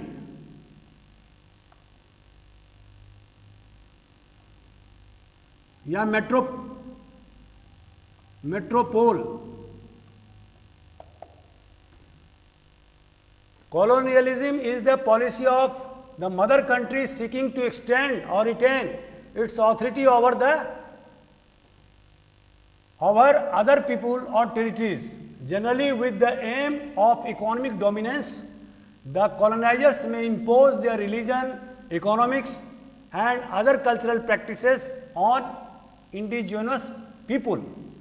तो दोस्तों, औपनिवेशवाद का जो रेमिफिकेशन है, जो जिसका विस्तार है, वो केवल इकोनॉमिक नहीं है। इकोनॉमिक तो मेन ही है, इसके अलावा जो उसका विस्तार है वो है कल्चरल, रिलीजन, सोशल, ये सारे अपार्ट फ्रॉम इकोनॉमिक। तो 1813 के बाद में अंग्रेजों ने ईस्ट इंडिया कंपनी के अधीन उन्होंने कल्चरल पॉलिसी में भी चेंज किया, रिलीजन पॉलिसी, रिलीजियस पॉलिसी और सोशल पॉलिसी को भी चेंज किया। और उनकी कोशिश रही कि किसी तरह से हिंदुस्तान के समाज को एंग्लिसाइज कर दिया जाए, मतलब वेस्टर्नाइज कर दिया जाए। तो इसी के तहत में उन्होंने बहुत सारे स्कूल खोले, अंग्रेजी माध्यम के स्कूल खोले। और जैसा कि आप देखेंगे कि कानून, जो हिंदुस्तान का कानून पहले शास्त्र और शरिया माने इस्लामिक कानून शरिया पर आधारित था,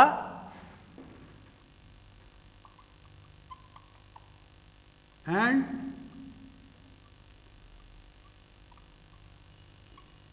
इसको बदला गया। और उसके बदले में लॉर्ड मैकॉले ने कोडिफिकेशन ऑफ लॉ किया, मैकॉले कोडिफिकेशन लॉ किया। और इसके तहत में आप देखेंगे कि 1861 में इंडियन पेनल कोड, इंडियन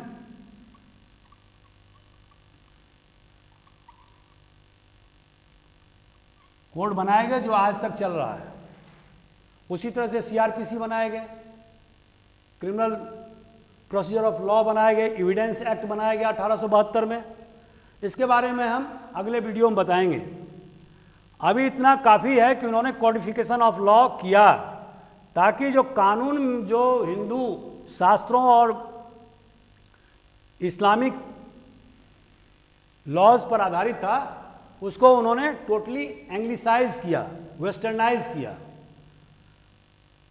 तो दोस्तों, इस तरह से हम देखते हैं कि कल्चरल एरिया में भी उन्होंने बहुत सारे काम किए। लोगों को उठने बैठने के तरीके, तौर तरीके, लिबास या कपड़े पहनने के ढंग, ये सारे धीरे धीरे उन्होंने वेस्टर्नाइज करना चालू किया।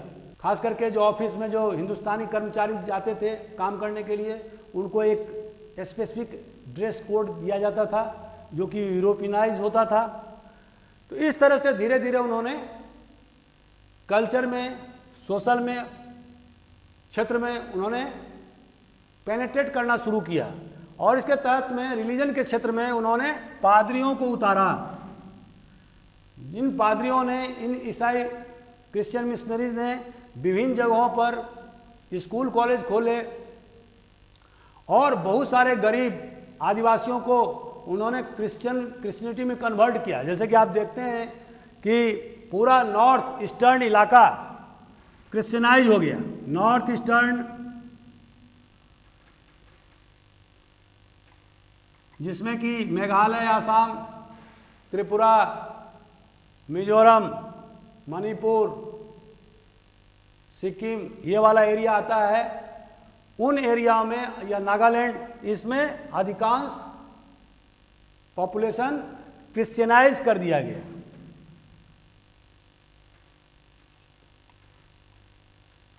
इसी तरह से जो झारखंड, जिसको कि पहले छोटा नागपुर बेल्ट कहते थे, रांची और उसके आसपास के इलाके, वहाँ के आदिवासियों को भी क्रिश्चियनाइज किया गया। तो इस तरह से क्रिश्चियन मिशनरी उन इलाकों पर जहाँ पर कि हिंदू धर्म का उतना इफेक्ट नहीं था या वहाँ कम्युनिकेशन के साधन उतना नहीं था, उन क्षेत्रों में अपना प्रभाव फैलाया। उसका एक इफेक्ट तो अच्छा पॉजिटिव इफेक्ट तो ये हुआ कि बहुत सारे लोग पढ़ लिख गए, लेकिन दूसरा इफेक्ट ये हुआ, जो बैड इफेक्ट था, कि वो हिंदू धर्म या इस्लाम से बिछुड़ करके क्रिश्चियंस हो गए। दोस्तों, जो लैंड रेवेन्यू पॉलिसी या ट्रेड पॉलिसी जो ईस्ट इंडिया कंपनी के द्वारा 1757 से लेकर 1857 तक जो अख्तियार किया गया था, उसके प्रभाव क्या हुए? तो उसका प्रभाव ये है कि जैसा मैंने बताया कि जो बेसिक मोटो था वो था कोलोनियलिज्म।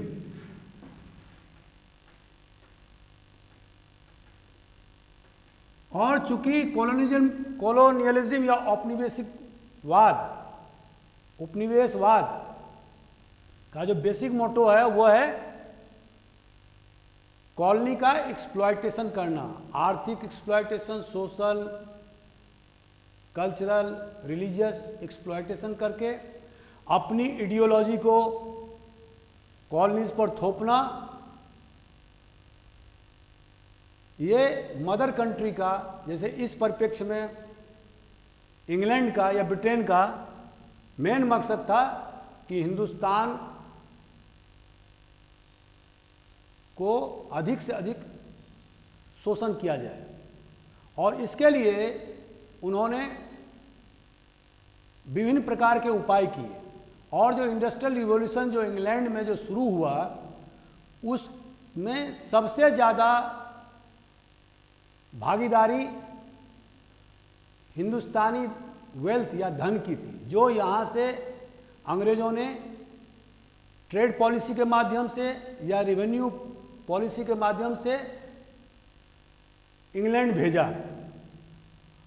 और इस तरह से इंग्लैंड का एक विश्व शक्ति के रूप में ताकत सामने आया। तो उन्होंने, जैसे कि दादा भाई नौरोजी ने अपनी किताब में ड्रेन ऑफ वेल्थ के बारे में बताया, तो जो बेसिक जो ड्रेन ऑफ वेल्थ था, ड्रेन ऑफ वेल्थ क्या होता है? जो ऐसा जो धन जो कोई कंट्री उपार्जन करता है, उसका एक हिस्सा किसी दूसरे कंट्री में चला जाता है जिसको कि आप उसका उपयोग नहीं कर सकते।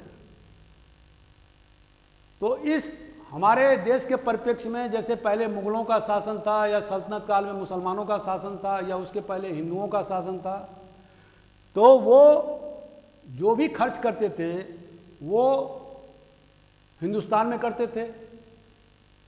महल बनाते थे या टेम्पल का निर्माण करते थे या कोई इंडस्ट्री लगाते थे या अपने विलासता के सामग्री खरीदते थे, तो उससे इंडियन इंडस्ट्री को या हिंदुस्तानी इंडस्ट्री को बढ़ावा मिलता था। लेकिन बदली हुई परिस्थिति में अब जो हिंदुस्तान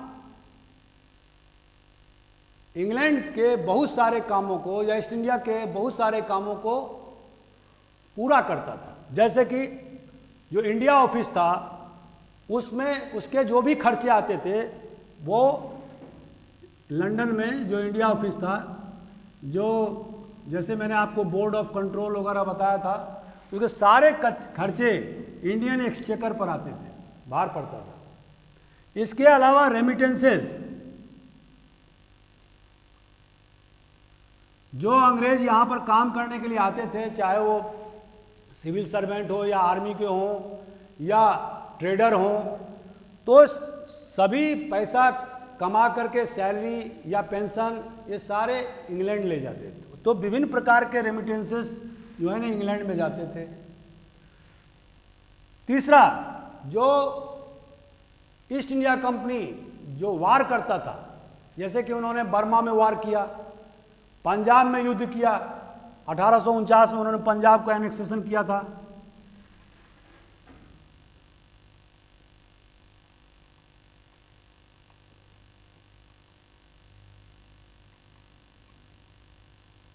या 1839 में उन्होंने सिंधु को कब्जा किया था। या जो भी उन्होंने विस्तारवादी नीति अपनाया, या पिंडारिस के खिलाफ में उन्होंने आंदोलन चलाया।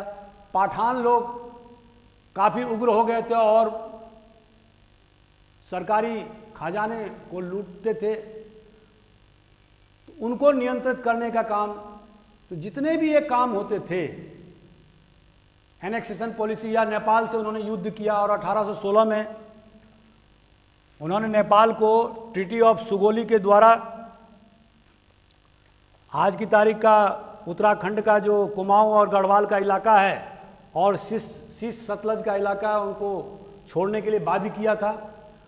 तो जो भी एनेक्सेशन का पॉलिसी ईस्ट इंडिया कंपनी ने 1757 से लेकर 1857 तक अख्तियार किया था, उसके सभी कॉस्ट इंडियन एक्सचेकर पर पड़ता था।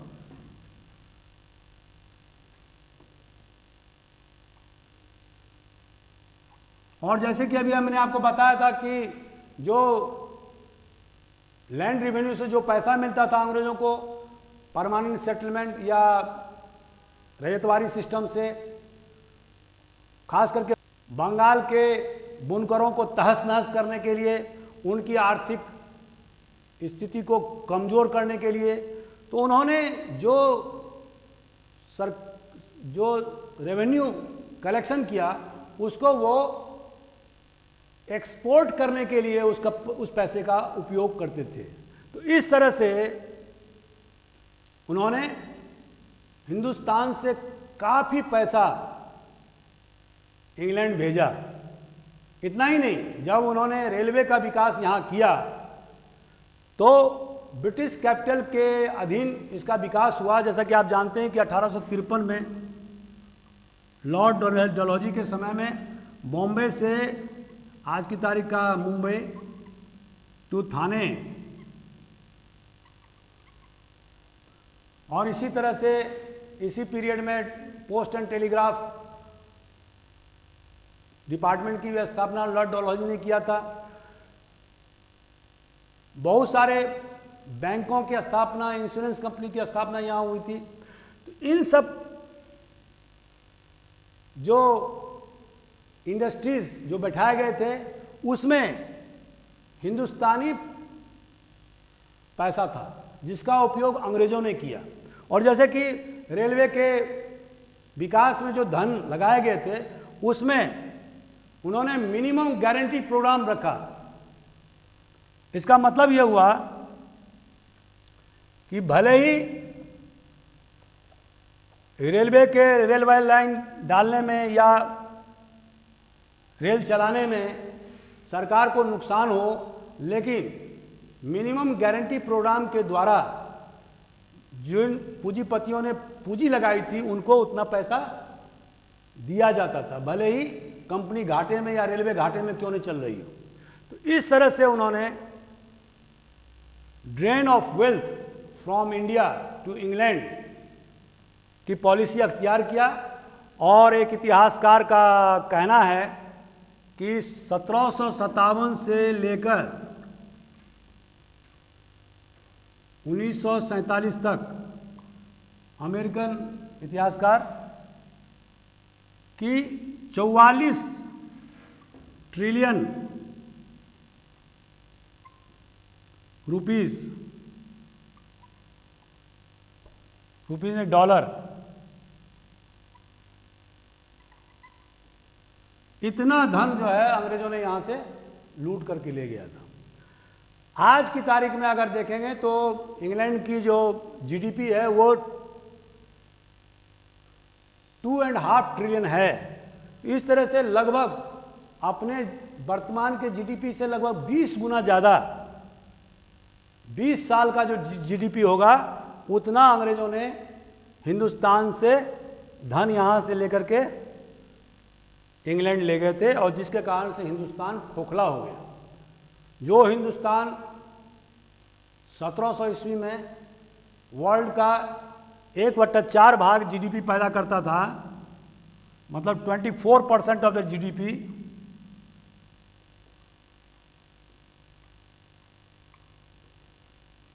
उन्नीस के आते आते 90% जनता भूखमरी की शिकार हो गई। 2 जून के खाने लोगों को नसीब नहीं होते थे।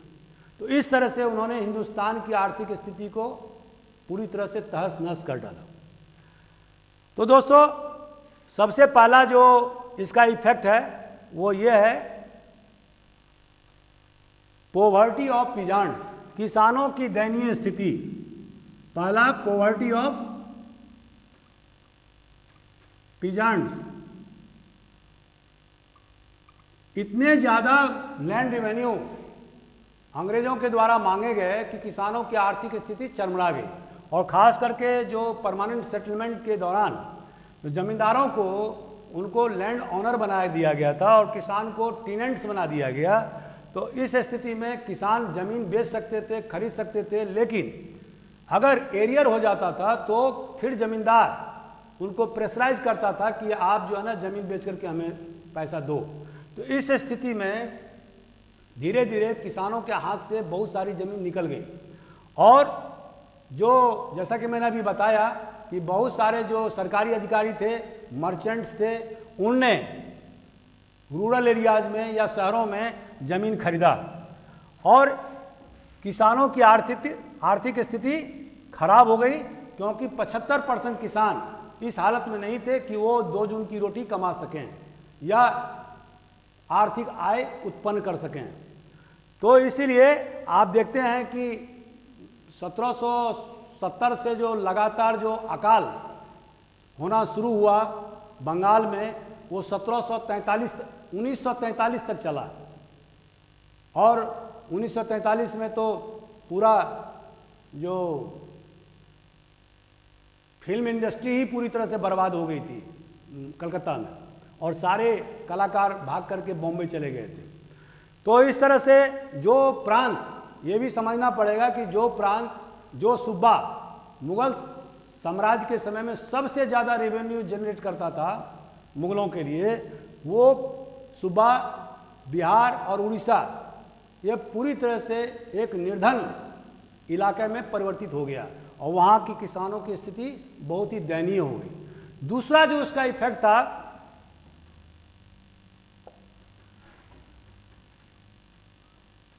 Disruption of village economy.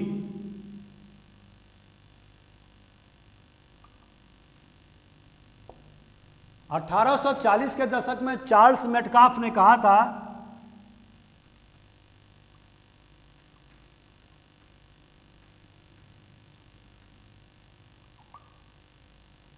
कि when nothing lasts, these village community always last। मतलब जब दुनिया में कोई भी चीज़ हमेशा के लिए नहीं रहता है, नहीं लास्ट करता है, तो ये जो हिंदुस्तान के जो विलेज कम्युनिटी हैं वो शाश्वत हैं, वो कभी ख़त्म नहीं होते। लेकिन अंग्रेज़ों के ट्रेड पॉलिसी, उनके कॉलोनियल पॉलिसी के कारण, उनके लैंड रेवेन्यू पॉलिसी के कारण जो विलेज इकोनॉमी था, जो सेल्फ सफिशिएंट विलेज इकोनॉमी था, स्वावलंबी विलेज, माने ग्रामीणों की आर्थिक स्थिति थी सेल्फ सफिशिएंट विलेज,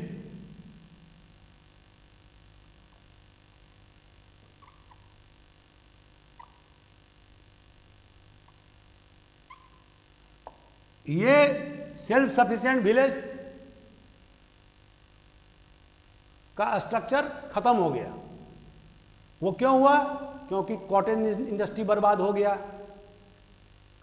जो एग्रीकल्चर में जो प्रोडक्टिविटी होना चाहिए वो नहीं हुआ, बहुत सारे लोग माइग्रेशन करने लगे। तीसरा, अंग्रेजों ने नए नए कानून बनाए, नियम बनाए, उसके तहत में जैसे लॉर्ड कॉर्नवालिस ने प्रत्येक ज़िले में सिविल कोर्ट की स्थापना की और लड़ाई, विभिन्न प्रकार के लड़ाई और झगड़ों के कारण बहुत सारे हिंदुस्तानी इस मुकदमाबाजी में परेशान हो गए, जिसके कारण जो गवर्नमेंट एजेंट्स था उसका बोलबाला विलेज लाइफ में हो गया, विलेज मतलब ग्रामीण जीवन में हो गया। और आप जानते हैं, जैसा मैंने पहले के लेक्चर में बताया था कि किस तरह से गुप्ता पीरियड में या मौर्य पीरियड में या उसके बाद सल्तनत और मुगल पीरियड में भी जो विलेज इकोनॉमी होता था वो लगभग सेल्फ डिपेंडेंट होता था और किसी भी शासन की सत्ता वहाँ तक नहीं पहुँचती थी और हमेशा विलेज हेडमैन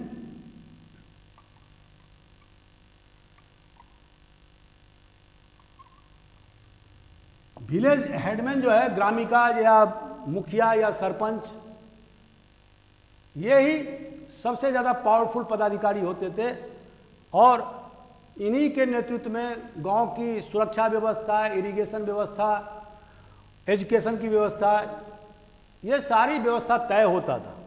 लेकिन बदली हुई परिस्थिति में, उपनिवेशवादी व्यवस्था में विलेज हेडमैन का स्थान कमज़ोर हो गया और अब गवर्नमेंट एजेंसी ने विलेज इकोनॉमी को भी टेक ओवर करना चालू किया और इसके जो सबसे बड़े जो एपरेटस थे या साधन थे वो थे पटवारी।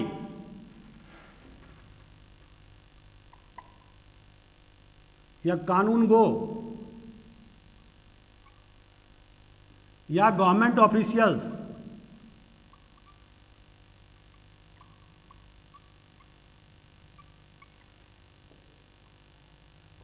इन लोगों का दखलंदाजी पूरी तरह से ग्रामीण आर्थिक व्यवस्था में घुस गया और जिसके कारण जो ग्रामीण या जो विलेज इकोनॉमी थी वो पूरी तरह से डिसरप्टेड हो गई, माने टूट फूट गई। इसके अतिरिक्त जैसा कि मैंने बताया कि डी इंडस्ट्रियलाइजेशन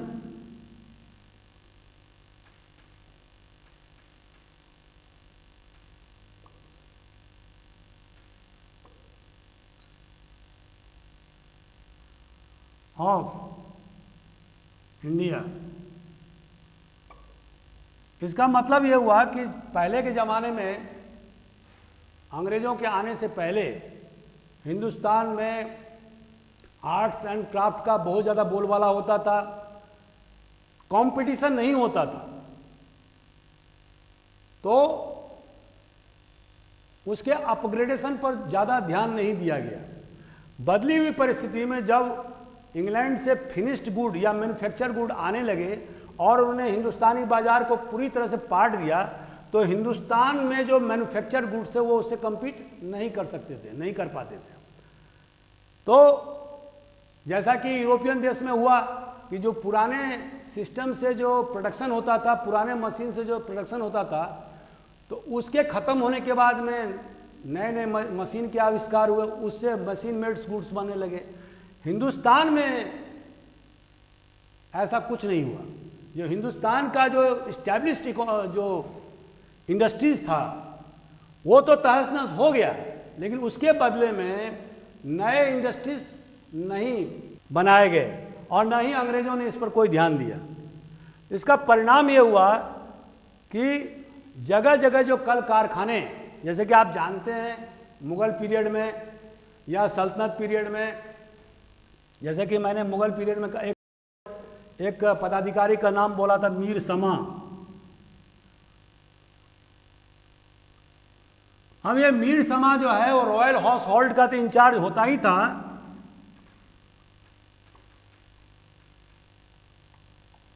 इसके साथ वो इंचार्ज होता था इंचार्ज ऑफ कारखानाज।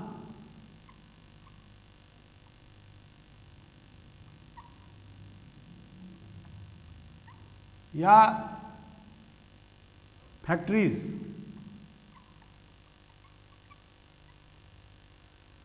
जैसे दोस्तों आप जानते हैं कि मुगल शासक या मुगल साम्राज्य के अधीन बड़े बड़े कारखाना उनके नियंत्रण में होते थे, जहाँ पर कि बहुत सारे गुड्स का, बहुत सारे सामानों के को मैन्युफैक्चर या बनाया जाता था।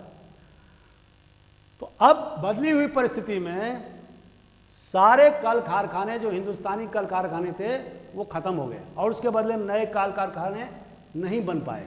तो इससे हिंदुस्तान में पूरी तरह से डी इंडस्ट्रियलाइजेशन हो गया। जैसा कि एक उदाहरण और देता हूँ फिरोज शाह तुगलक के समय में उन्होंने 1,75,000 स्लेव्स रखा था अपने पास।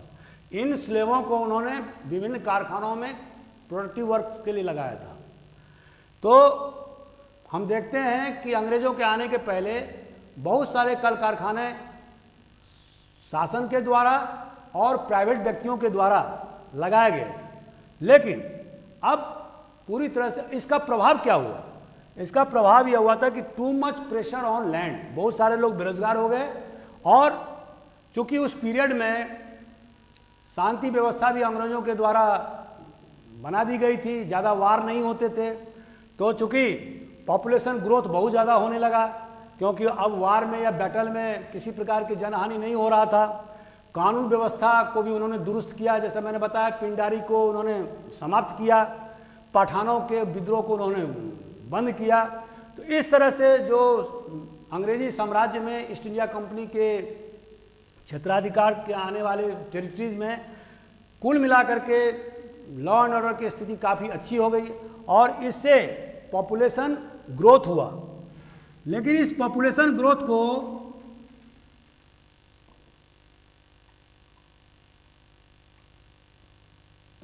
किसी इंडस्ट्री में नहीं लगाया जा सकता था, क्योंकि इंडस्ट्री बंद हो गए थे। तब टोटल जो पॉपुलेशन का जो प्रेशर है वो लैंड पर आ गया, और इस कारण से होल्डिंग ऑफ लैंड धीरे धीरे कम होता गया, लैंड की प्रोडक्टिविटी कम होती गई। कुल मिलाकर के इसका रिजल्ट ये आया कि देश में समय समय पर बड़े बड़े अकाल होने लगे और लोग भूखे मरने लगे। ये ईस्ट इंडिया कंपनी के 100 साल के इतिहास का प्रभाव था। एक इसका और प्रभाव था कॉमर्शलाइजेशन ऑफ एग्रीकल्चर।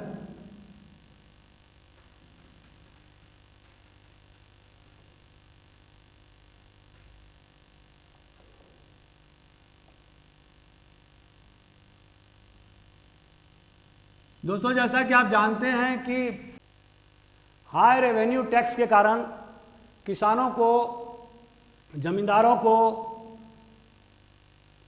अंग्रेजों को एक फिक्स समय सीमा के अंदर अधीन टैक्स जमा करना होता था, और अगर वो नहीं जमा कर पाते थे तो उनका जो जमींदारी है वो ऑक्शन में डाल दिया जाता था। इससे बचने के लिए उनने किसानों को प्रेशराइज किया कि तुम कैश क्रॉप पैदा करो।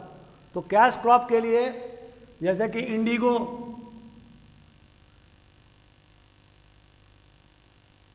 शुगर केन, कॉटन,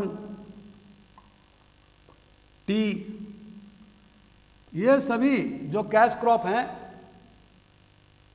वो पैदा करने के लिए मजबूर किया जाता था, ताकि ज़्यादा से ज़्यादा पैसा मिले और इस पैसे से वो लैंड रेवेन्यू अंग्रेज के खजाने में जमा कर सकें।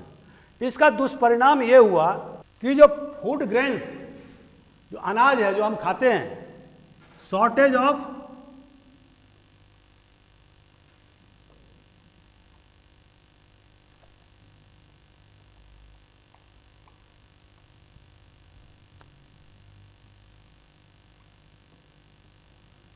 अनाज के शॉर्टेज हो जाने से बहुत जगह भुखमरी की स्थिति आ गई।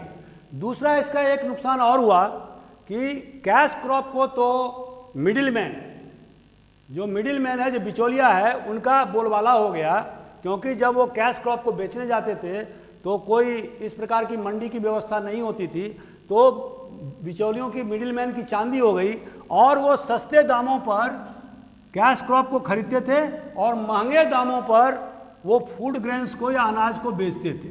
तो ये जो दोनों तरफ से जो मार था वो किसान झेल नहीं पाया, और जिसके कारण उसके बहुत सारे जमीन ऑक्शन हो गए, या अकाल की स्थिति हुई, जिसके कारण बहुत सारे लोग अकाल के दरमियान, फेमिन के दरमियान मारे गए।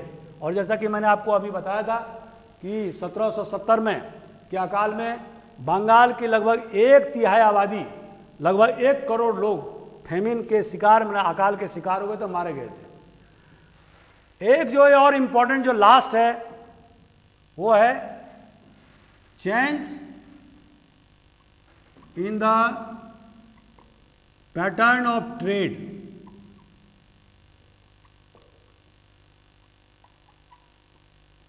दोस्तों, जैसा कि मैंने आपको बताया कि 18वीं शताब्दी के पूर्वार्ध तक, मतलब 1750 ईस्वी तक, हिंदुस्तान कॉटन फैब्रिक के निर्यात के मामले में विश्व का अव्वल नंबर का देश था। लेकिन अंग्रेजों के या ईस्ट इंडिया कंपनी के कब्जे में जाने के बाद में और उसके बाद में इंडस्ट्रियल रिवॉल्यूशन 1813 के बाद होने के कारण जो ईस्ट इंडिया कंपनी का जो मोनोपोली 1813 में ख़त्म हो गया और सारे ब्रिटिश मर्चेंट से को इंडिया का दरवाज़ा खोल दिया गया, तो इससे ये हुआ कि जो ट्रेड में जो हमेशा जो हिंदुस्तान का जो हमेशा बैलेंस ऑफ ट्रेड फेवर में रहता था हिंदुस्तानियों के, और अंग्रेज़ों को या यूरोपियनों को जो ट्रेड करने यहाँ आते थे उनको बुलियन मतलब सोना और चांदी बहुत ज़्यादा खर्च करना पड़ता था। अब जो पैटर्न ऑफ ट्रेड है वो ख़त्म हो गया और अब जो है balance of trade totally India के इंटरेस्ट के खिलाफ हो गया और इंडिया का धन, इंडिया का वेल्थ अंग्रेज़ों के पास जाने लगा, क्योंकि जो मैन्युफैक्चर गुड्स, जो ब्रिटिश मैन्युफैक्चर गुड्स, वो पूरी तरह से हिंदुस्तान के बाज़ार में पूरी तरह से पट गया और इसका नतीजा ये हुआ कि हिंदुस्तान की जो इंडस्ट्री थी वो पूरी तरह से बर्बाद हो गई, क्योंकि वो कम्पीट नहीं कर सकती थी, जैसा कि मैंने पहले बताया। तो हिंदुस्तान की अधिकांश जो वेल्थ है, जो धन है, वो अंग्रेज़ों के पास जाने लगे। तो इस तरह से जो पैटर्न ऑफ जो ट्रेड है वो पूरी तरह से बदल गया और वो कॉलोनियल हिंदुस्तान की जो इकोनॉमी है वो कॉलोनियल बेस्ड इकोनॉमी हो गई।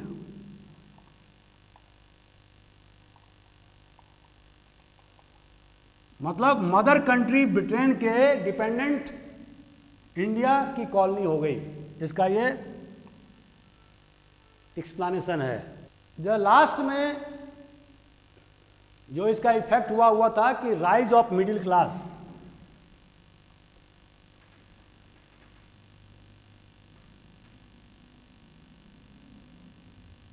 दोस्तों, जैसा कि मैंने बताया कि परमानेंट सेटलमेंट हो या रैयतवारी सिस्टम हो या महलवारी हो, इसमें बहुत ज़्यादा लैंड रेवेन्यू का डिमांड होने के कारण बहुत सारे किसान या जमींदार को अपने जमींदारी से हाथ धोना पड़ा। तो जो सरकारी अधिकारी थे उन्होंने ऑक्शन के माध्यम से उन्होंने ज़मीन खरीदा और ये जो सिटी बेस्ड, जो शहर में रहने वाले जो मिडिल क्लास थे, जो सरकारी अधिकारी थे, उन्होंने गांव में, देहातों में उन्होंने एस्टेट खरीदा, मतलब चंक ऑफ लैंड खरीदा और उस पर वो अपने मैनेजरों के माध्यम से खेती कराने लगे। तो एक एब्सेंटी लैंडलॉर्डिज्म की उत्पत्ति हुई और इसके कारण जो है वो काफ़ी पैसे वाले हो गए और ये अंग्रेज़ों के नकल करने लगे। इनके बच्चे इंग्लिश मीडियम से शिक्षा दीक्षा प्राप्त करने लगे, इंग्लिश कल्चर को अडॉप्ट करने लगे और जो अंग्रेज़ों का जो मकसद था कि हिंदुस्तानी शरीर से हिंदुस्तानी होना चाहिए लेकिन दिमाग से अंग्रेज होना चाहिए, और इस पॉलिसी में वो बहुत हद तक सफल हुए। बहुत सारे जो मिडिल क्लास के लोग थे वो अंग्रेजी मीडियम से पढ़ना